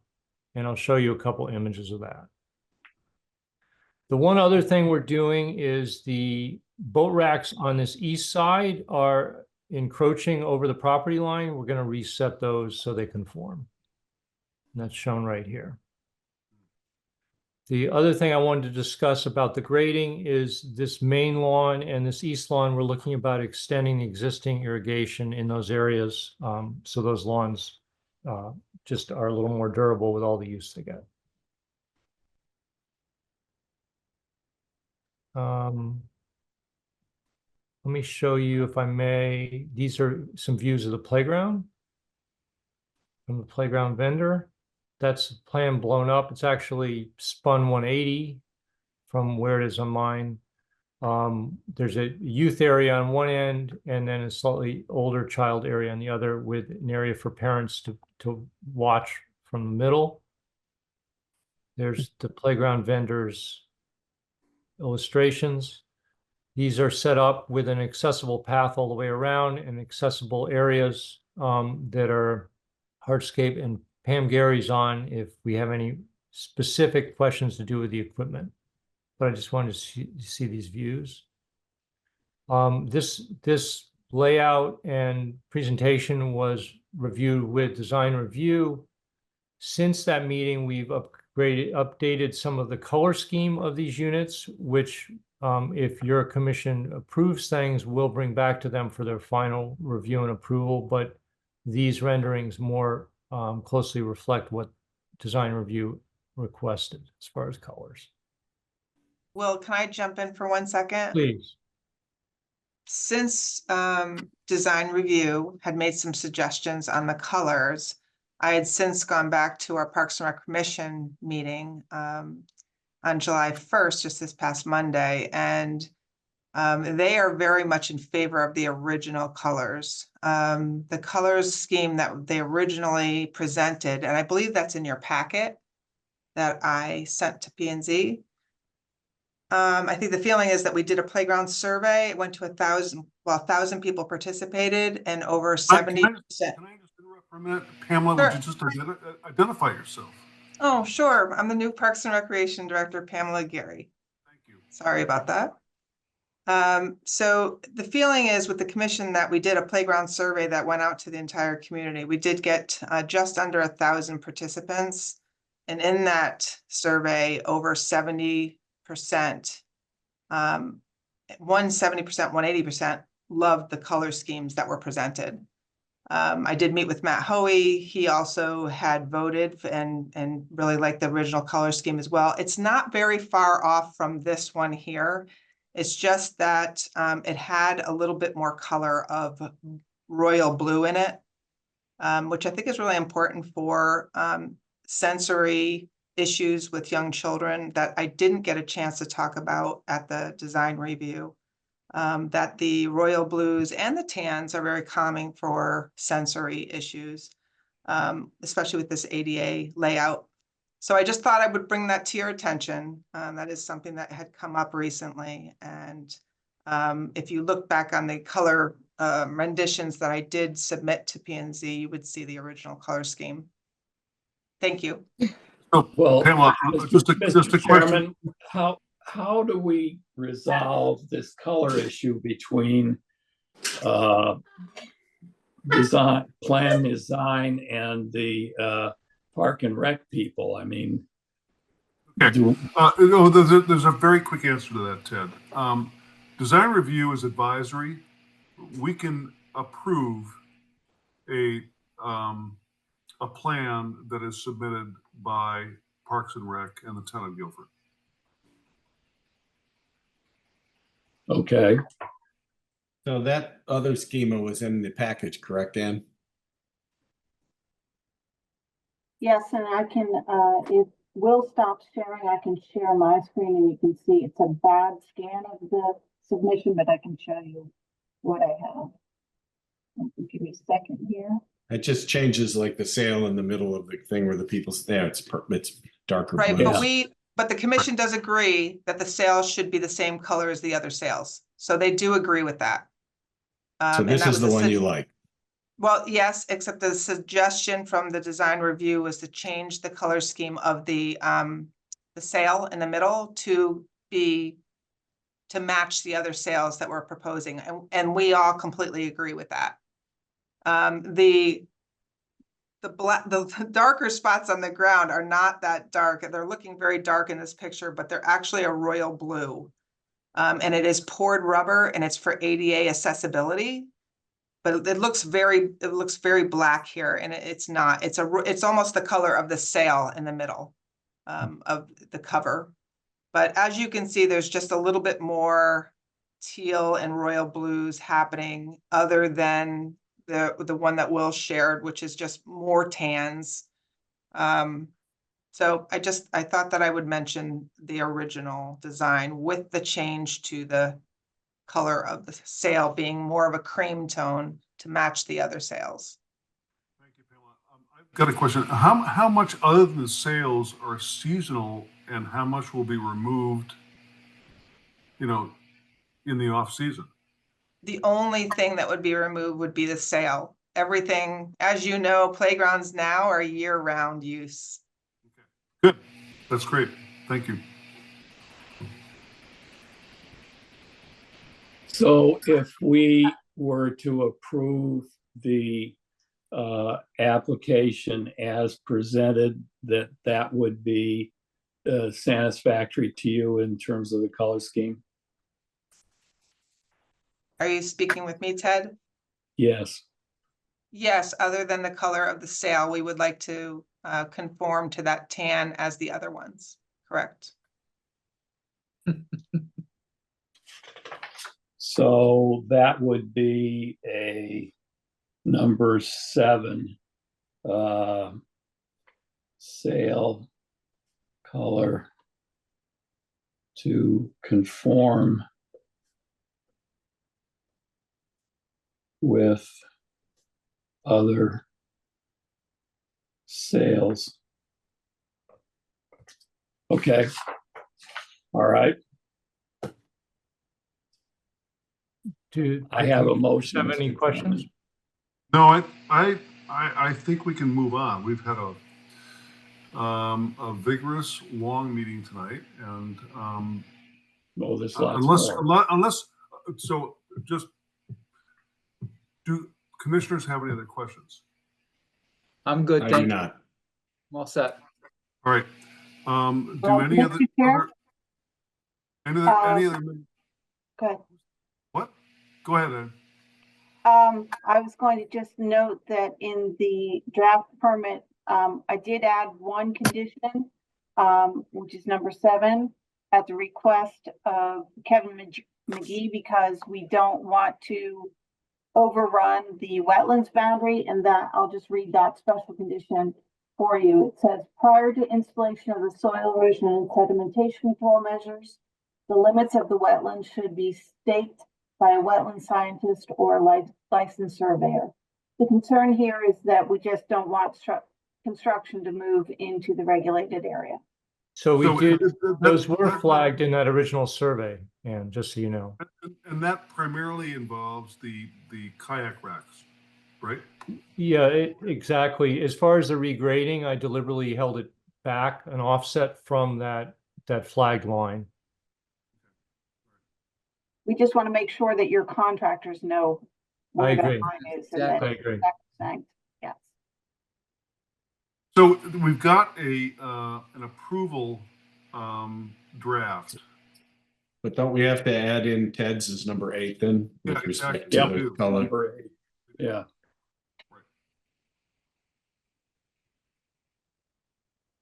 So do everybody understand what we're gonna vote on? Well, wait a minute. Somebody has to make Nothing's a been motion. seconded I'll make yet. the motion. I'll second it. Okay.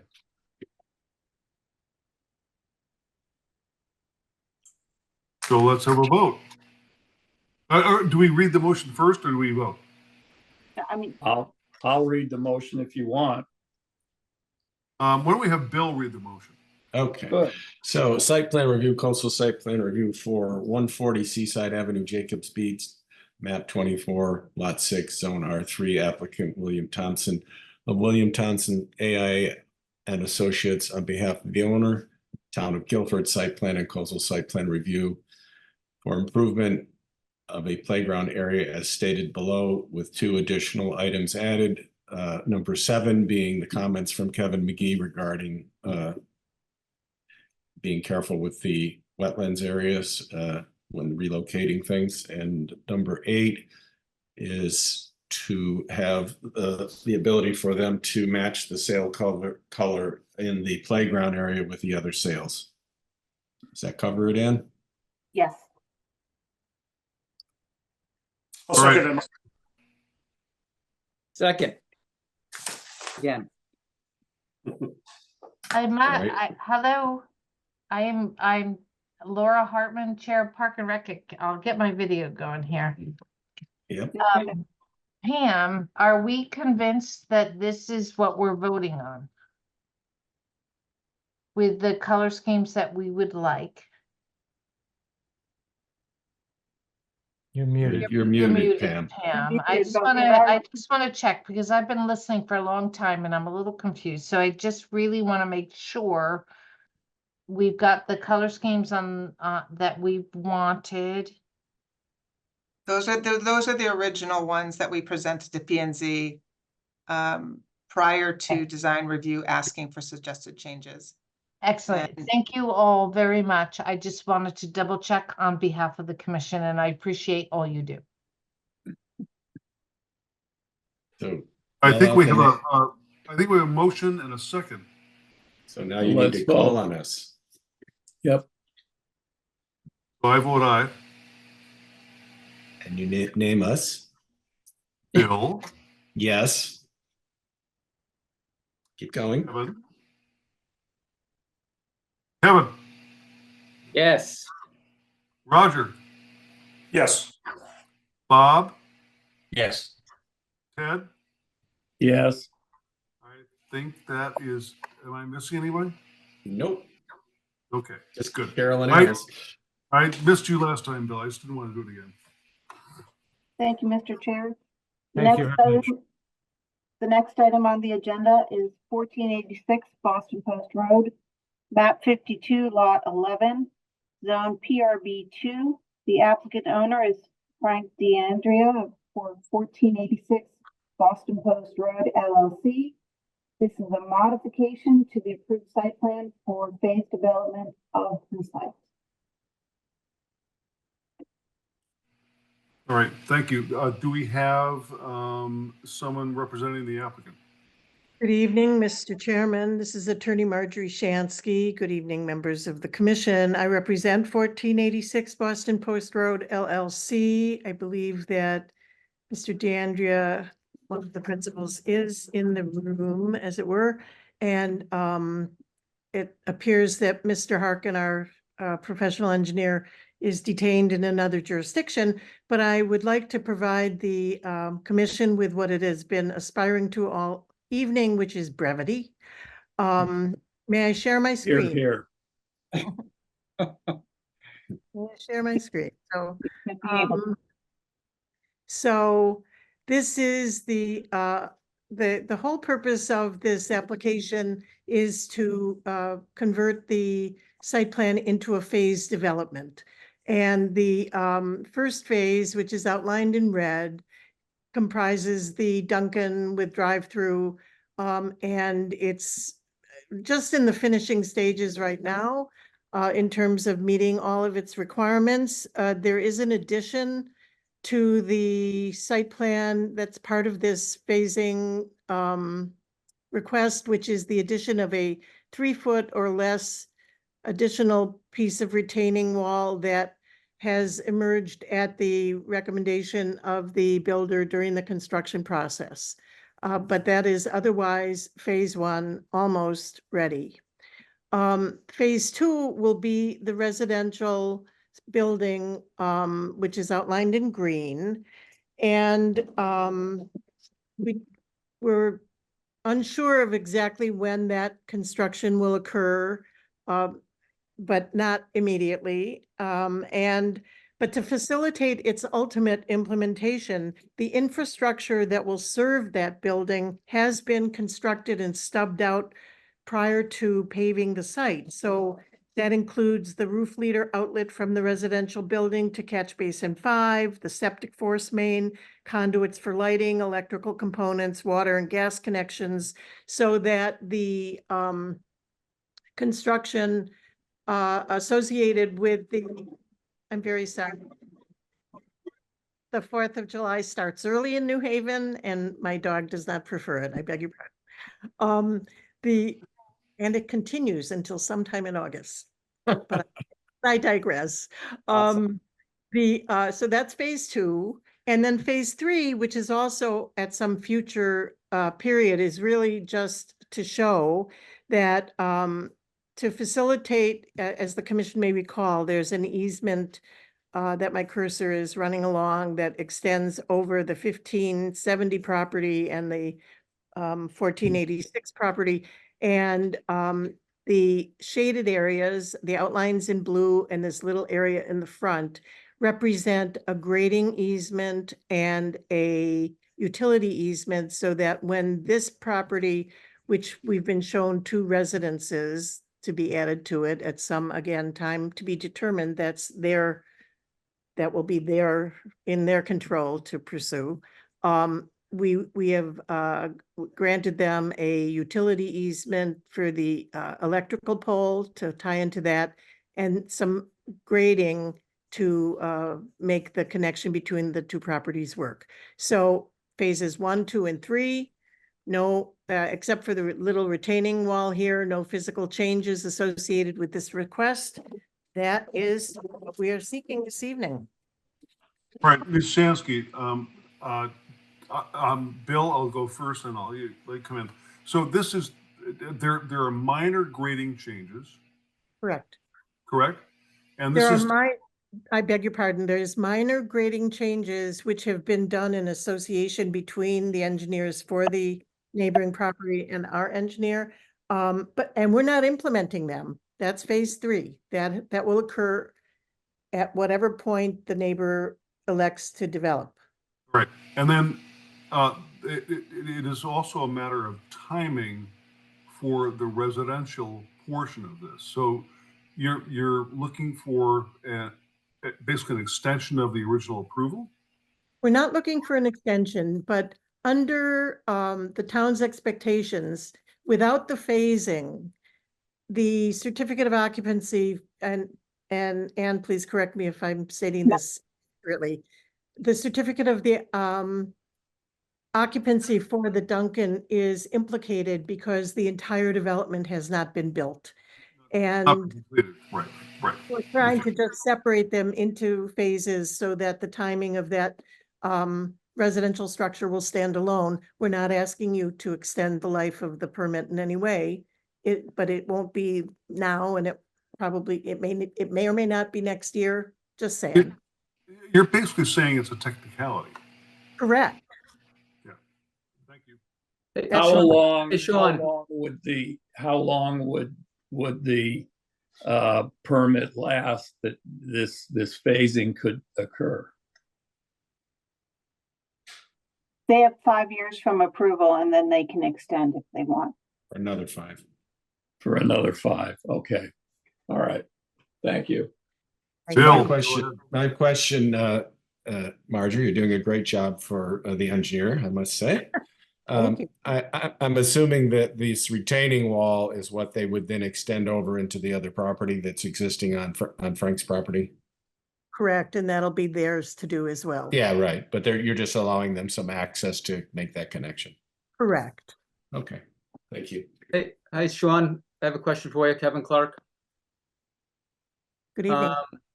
Before we get any further in the weeds on this, we had a petition or a letter from the Design Review Committee sent to us on Monday about asking for us to table this.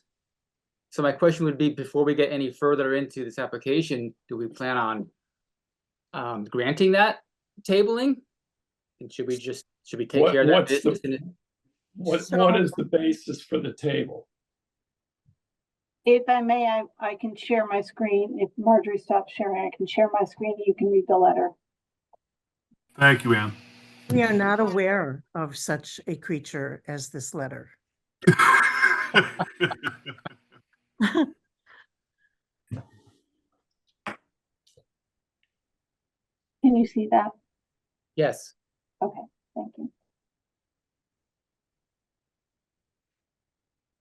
I would make a few comments while you're reading. Sure. I can barely see it, Ann. Can you? Oh, okay. Well, I could also. You guys read it. need bigger screens, man. Yeah. I need better glasses.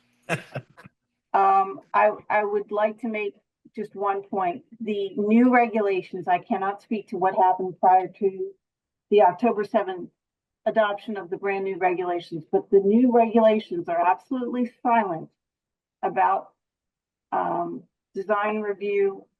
In fact, doesn't mention design review at all in regards to applicants that come back for modifications for site plans or special permits.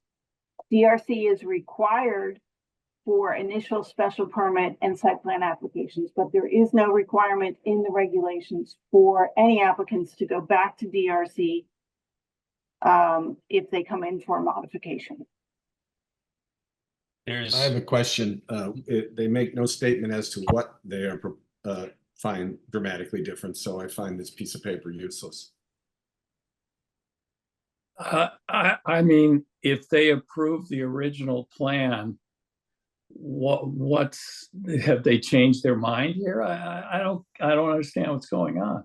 I think the point here is that they don't know how different it is, and they wish to review to ensure that it isn't different, because they're saying there are changes that have been made. I would just say that I think, you know, if their fingers get into, you know, I just don't think their fingers have to be in that much. You know, I agree. You know, they're overstepping their bounds. Yeah, Oh boy, I see that complete opposite. No, I disagree. I disagree. If they had said these things have not been done properly, they put the wrong sign up, they put too many flags up, there's a waving thing out there that says welcome or something, that's fine. But that paper doesn't tell me anything. It just is useless. Design review serves a very, very valuable purpose. Yes. But when they get to the point where they're just they're rocks in the cogs of just, getting stuff moving forward without any reasonable purpose, I got a problem with it. I would suspect if they elaborated any further, they probably would have told you, but I'll ask anyway. Did you have any idea what maybe they're anything more specific they may have been concerned about? I can tell you what they were concerned about. They are concerned, so in between the original approval, which happened prior to my joining the town, and the first modification late last fall, early winter, when the easement was discovered, the easement necessitated the moving, I'm going to call it, westward of the retaining wall so that the easement area could still remain for pass and repass onto the other property. In doing so, the banks in the back got steeper and the design went from a highly planted bank to a riprap situation. I know that they are very upset about that. They are very upset about signage, which I believe, though I have not completely vetted this statement, that they had already approved. They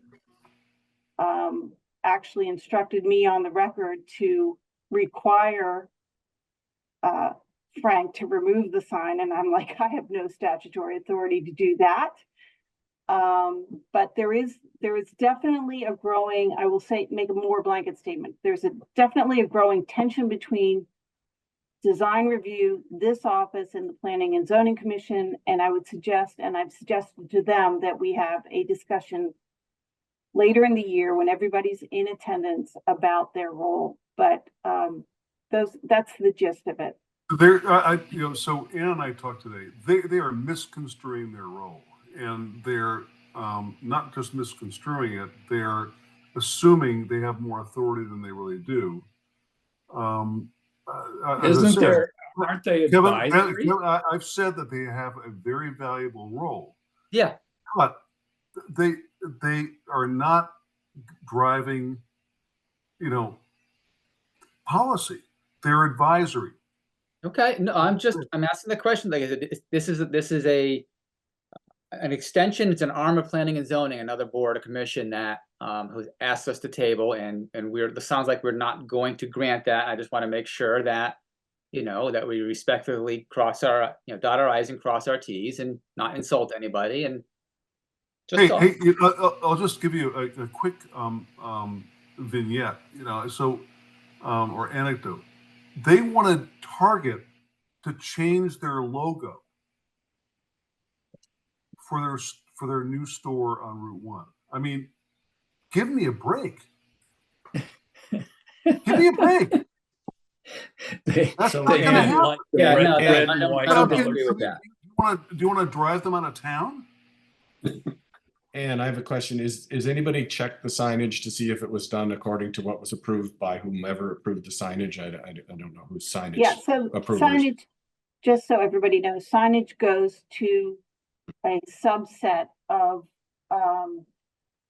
design review committee, Mary Rapetti, for review. I haven't looked at the plans, but Donna Paul, who I have on as a consultant doing permit review, she has looked at the plans and she's told me that the signs are as approved in the original package. So this is an after the fact agitation on behalf of the design review committee. So I don't like the signs because standard. It's what it is. All right, Bob. These signs are standard Yes. Duncan signs. Yeah. And when you're a franchisee of an organization like this, you're compelled to use approved signs which have you know, a certain design, a certain color, a certain size. And, you know, it's like asking Target to not have red and white bullseyes. You know, I mean,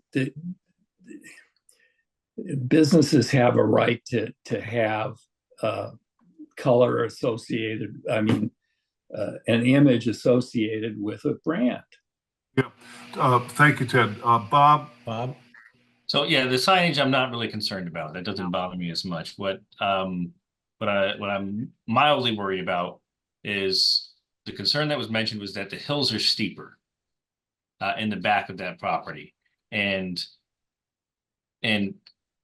have they been reviewed so that we can be certain that there's not going to be some kind of landslide that's going to land on people in the back of that property? You approved this at the first modification last fall. Yeah, it was reviewed by staff. It went through site plan review. It was fully vetted by everybody. Okay, so and there was an engineering report that this was okay.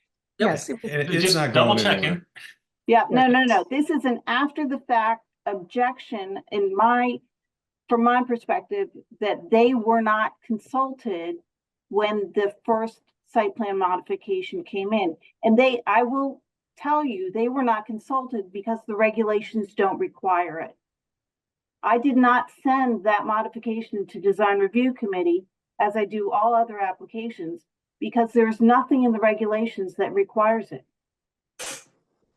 That's the regulations or the old ones?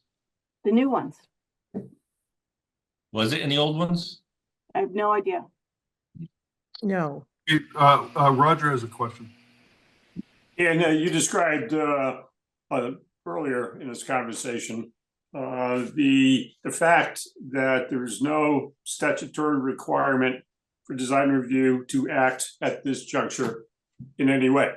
So they don't have a role to play at this point, it seems to me.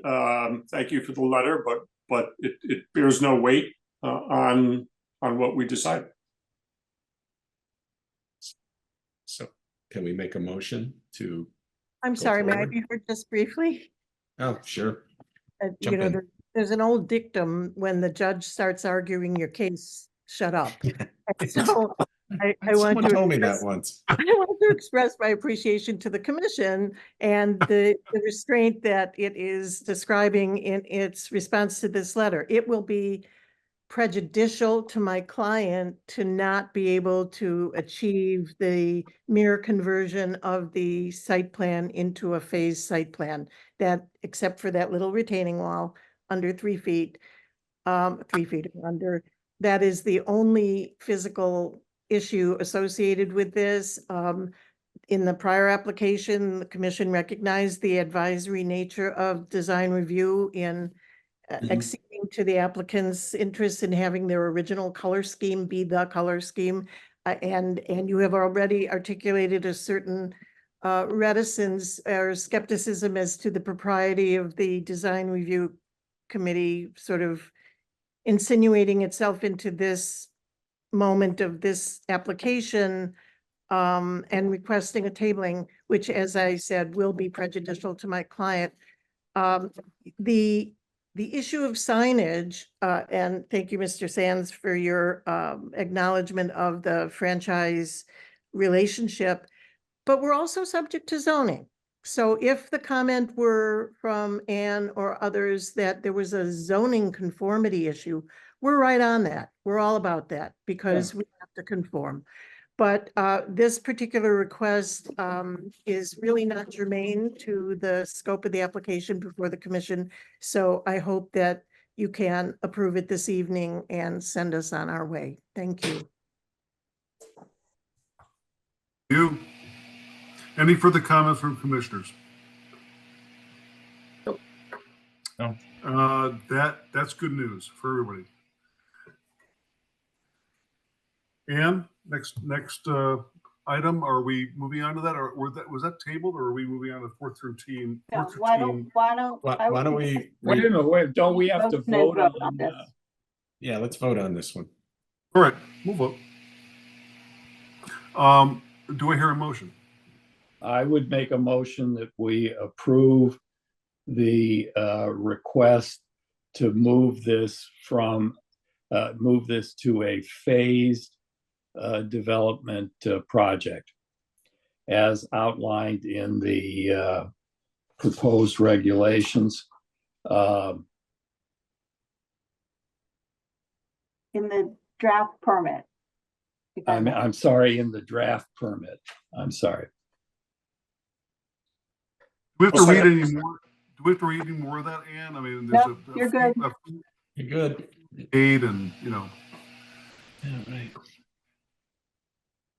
documents received. I mean, should we read that on the record, or is that all You fine? don't have to, it's part of the record already. Well, I'll second Ted's motion. And then. Thank you, Bill. Yeah, I vote aye. and I, Bill Freeman, vote aye. I, Ted Ted Sands. Sands, vote aye. And Bob, I shall vote aye. Kevin, I as well vote aye. and Roger. Aye. Thank you, sir. Thank you, gentlemen. Thank you. Motion carries. Okay, Mr. Chair, the next item on the agenda is 413 Vineyard Point Road, map 4, lot 45, zone R5. The agent is Mark Young of Waldo and Associates on behalf of the owner, the Benton Family Irrevocable Trust. This is a review for subdivision of the site into 3 lots. I would like to reserve some comment after the applicant has made their presentation.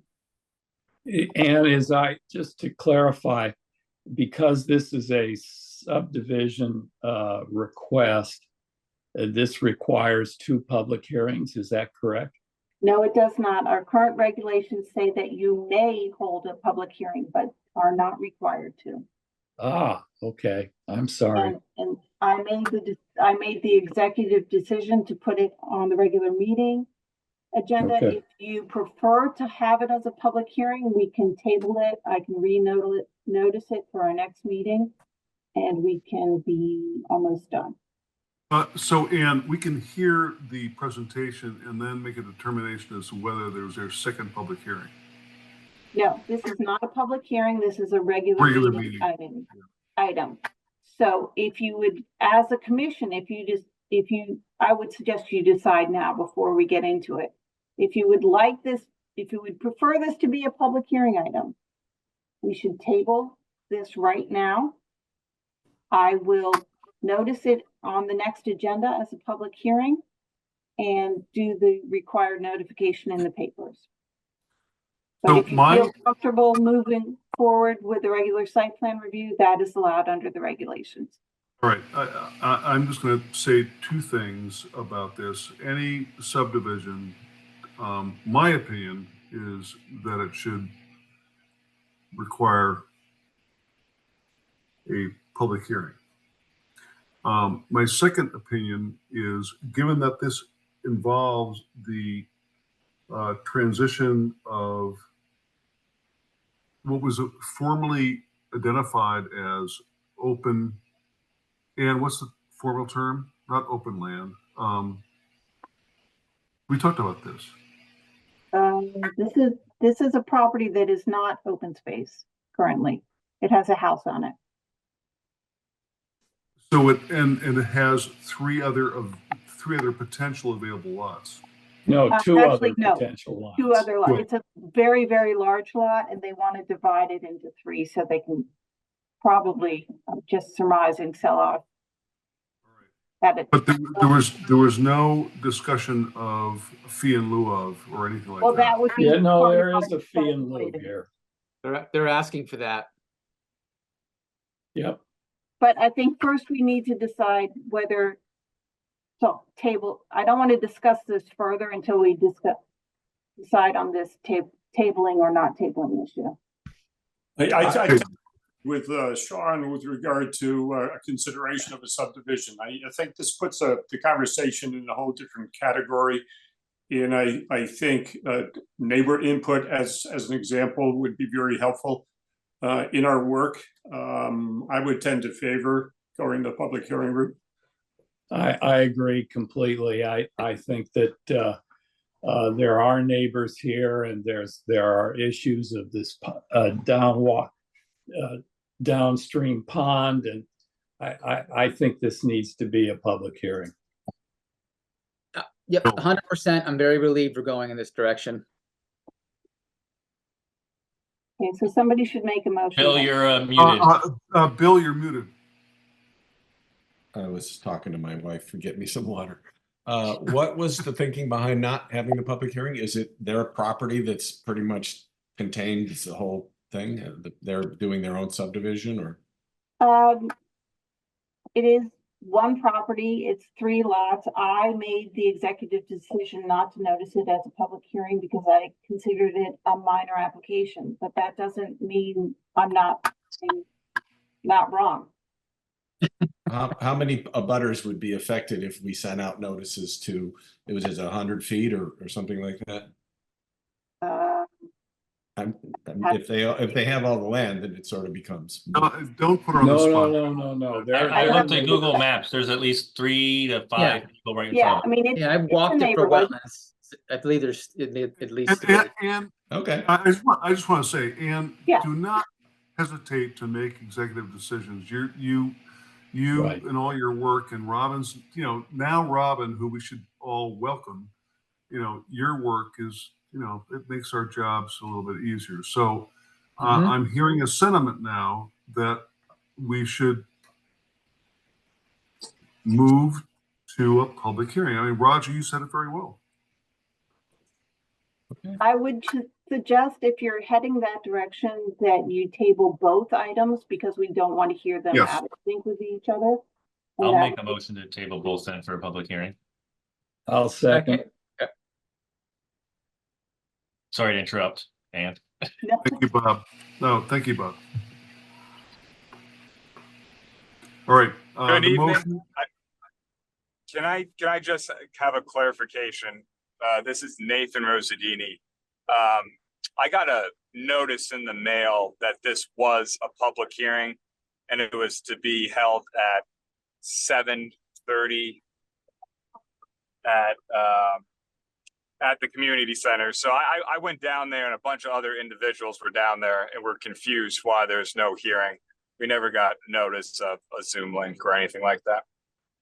Yep, so they noticed it incorrectly with the wrong time and the wrong location, but I apologize on behalf of the applicant. I don't have their receipts or a copy of their letter. So I will circle back with them and make sure that they get the correct letter with the correct link on it. We no longer have in-person meetings, but I appreciate you letting us know. And we apologize collectively to you, Nathan. Thank you. Thank you. And we encourage you to come to the public meeting next month. Thank you, Ted. Did we vote on that motion? You need Not to, yet. Okay. Move it. All right. move. Bill Freeman votes yes to make the Oh, public. and I'll take the roll, Bill. Okay. I vote yes. Ted? I vote yes. Roger? I vote yes. Kevin, I know. Yes. Bob? Yes. I think we're in unanimity. How do we, hello? Hold on. May I ask a question of the commission? Yes. Is it your preference, because there's this language in the ordinance says, in the subdivision ordinance says the commission may hold a public hearing. It does not say it shall hold a public hearing. But in the future, as I receive subdivision applications, would you prefer that I default to the public hearing side of things as opposed to the regular meeting side of things?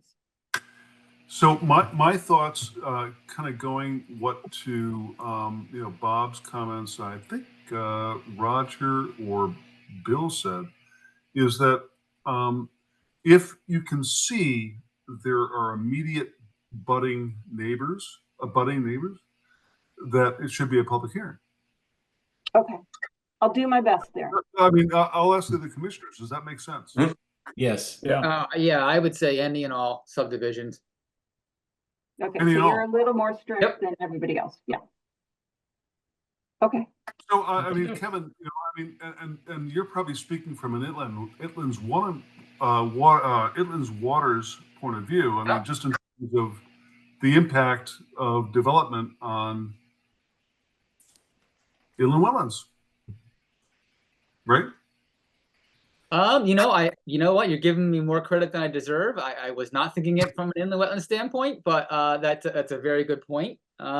Sure, yes, let's go with that. I just think it's just common sense. Any kind of subdivision application should be open to the public for, who knows? You never know what the public may have to say on something like that. Subdivisions have a profound effect on town, not just the inland wetlands. A lot of other things too. Mr. Chair, we do have one member of the public with their hands raised. I don't know if you want to take that. You don't have to, but. Well, I'm curious, Laura may have a comment similar to the previous comment about the notice that was, not Yeah. correct. The incorrect. So, Laura. Over here. Come over here. Oh. Are we unmuted now? Yes, you are. You are unmuted. Yes. Laura Wagaman is the estate trustee. I'm her husband, and we're listening to this. And Can you just so please? I think you stated your name, but state your address. Randy Wagaman, Laura Wagaman. We live in Park City, Utah. We're trustees for the estate of Edwin Benton at 413 413 Vineyard Point Road. I believe our attorney is also on here, and Waldo and Associates, who have done the work for us. Could we not have them speak on behalf of the work that's been done? No, the decision's already been made to move to a public hearing on this subdivision application, which requires that that a public notice be put in and that the public hearing would have to be next month. September. We don't have a meeting in August. Okay. Oh, that's right. Okay, Mr. Chair, moving on to other business. I think you were all copied on an email from David Holman regarding a petition he has submitted to the Planning and Zoning Commission to request that the Planning and Zoning Commission take up a text amendment in regards to medical uses. Because Scott's not here, I would just ask everybody to take a look at that issue, think about it, and we will discuss it when we're all back at the beginning of September. I just want to have that on your radar. Think about whether you as a commission want to take that up. I had mistakenly taken his petition as a text amendment, and so I had advised him that there was a fee associated with it and he had to do all sorts of noticing. And he emailed me back and said, no, he wanted the commission to be the agent of that text change. So just something to think about, a little bit of homework there. Well, no. Quick question on that, just for my clarification. Yeah. Any text amendment that say we don't make, whatever, that wouldn't affect any approvals already made, correct? Correct. Couldn't legally. That's what I thought. Good point, Bob. That's what I thought. well, let's see what he is proposing, but okay, let's just see what he's Take a look proposing. at it.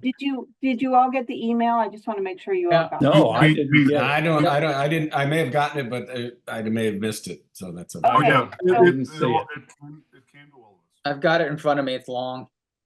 Yeah, I didn't What read I'll it. do is, no, please don't read it. It's 6 pages long. I So will forward it to everyone from my email and you can take a look in the interim.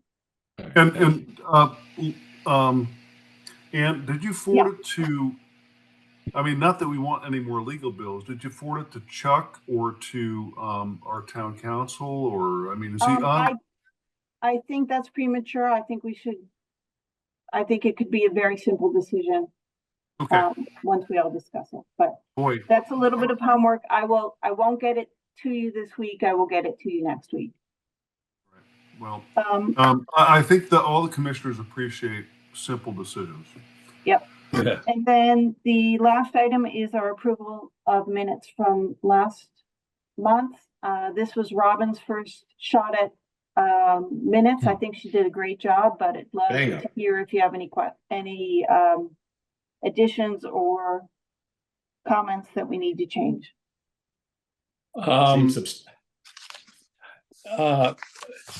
And how do you want to handle it? I mean, I have probably 25 corrections that I would make to these minutes that are primarily grammatical and text stuff. I mean, do we have to do that through the whole commission, or can I? Yeah, well, this is what I would suggest. If you have such extensive changes, then can you please drop them off or email them to us? What we'll do is we'll edit accordingly. We will reissue the draft minutes for review again, and then we'll vote at our September meeting. Okay, I'll drop it off at the office. Okay, if you could just give it to Robin, then she can start working on it. Yeah, okay. Thank All you. right. So we will not approve the minutes, and we will eagerly await Ted's edits. Yes. Syntactical corrections. How you know if someone's paying attention though, right? Hey, you know what? A comma can make a big difference. The suspense is killing me. Okay, one other just piece of news for everyone. I did a 4th round of interviews for ZEOs. I have decided on someone. Nobody had the qualifications for the job, I will say that. I chose a young woman who has a degree in urban planning and has not used it. She's pursued a career in other venues, but she has some base knowledge. She is hungry to learn. Her name is Abby Halley. And hopefully, once she gets her written offer, she will start towards the end of the month. And we will train her. I told her it's a steep learning curve, but we will get her on board, and she seems very eager. So I'm happy about That's great. And I would encourage all the commissioners to stop by the office, and definitely when she starts, give her your encouragement, because she will need it. Yeah. And Well, it's a tough, lonely job. Yeah, that's for sure. I mean, her having no experience is not the worst thing in the world, Ian, right? I mean, it's a clean slate to work with. Get the trainer that you want. Right. She can read plans and she has the concepts, but she's never actually done any professional work. So, look, silver lining. But if she can see, something that's not right, on its surface, on its face, she'll make a good CEO. Yeah. Well, we ought to buy her her first set of handcuffs.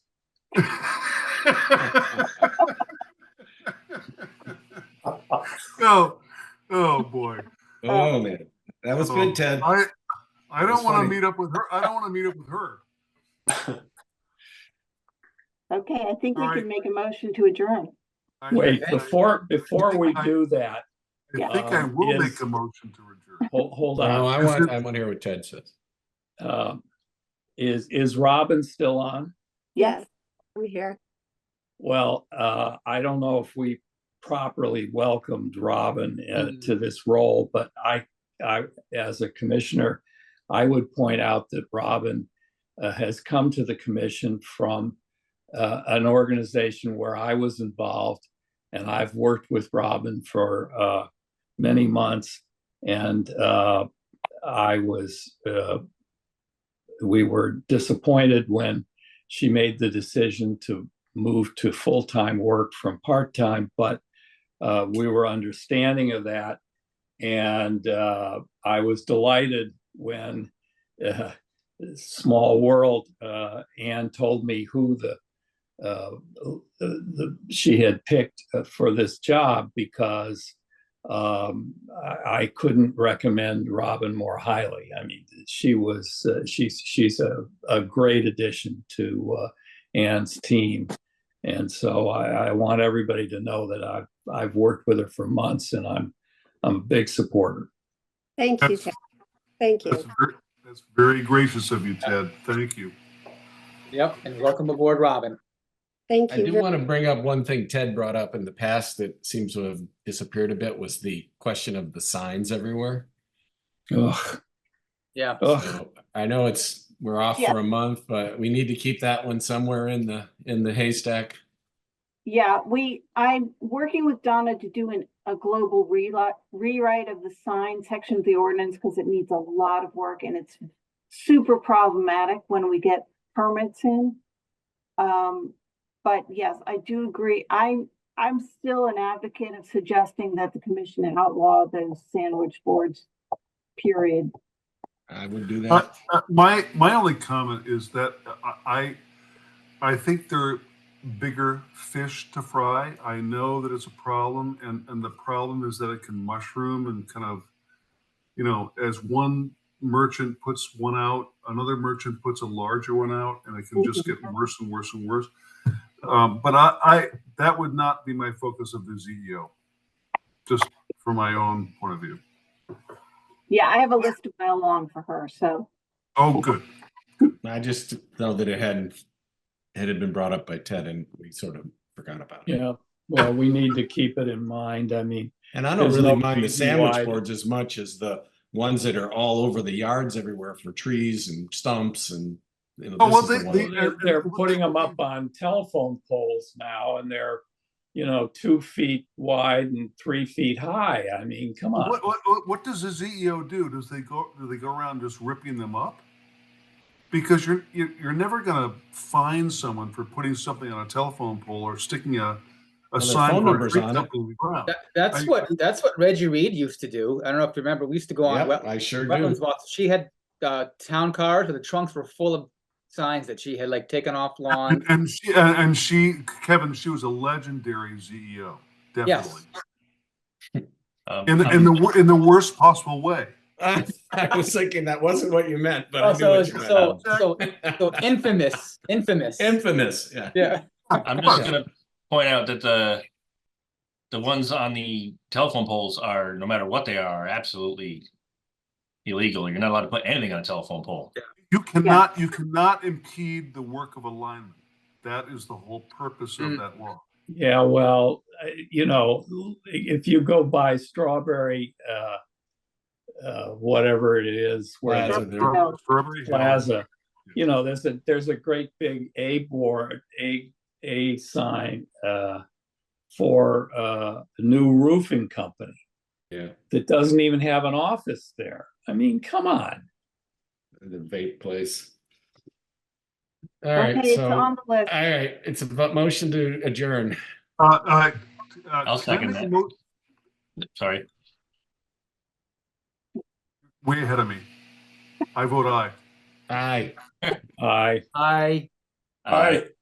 And Hey, bye. and I admire your endurance and your staying power tonight. Thank you all.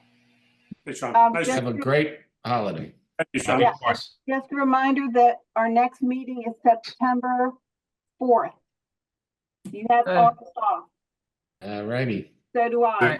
Vacation time now. Yeah. Make sure you make plans. Good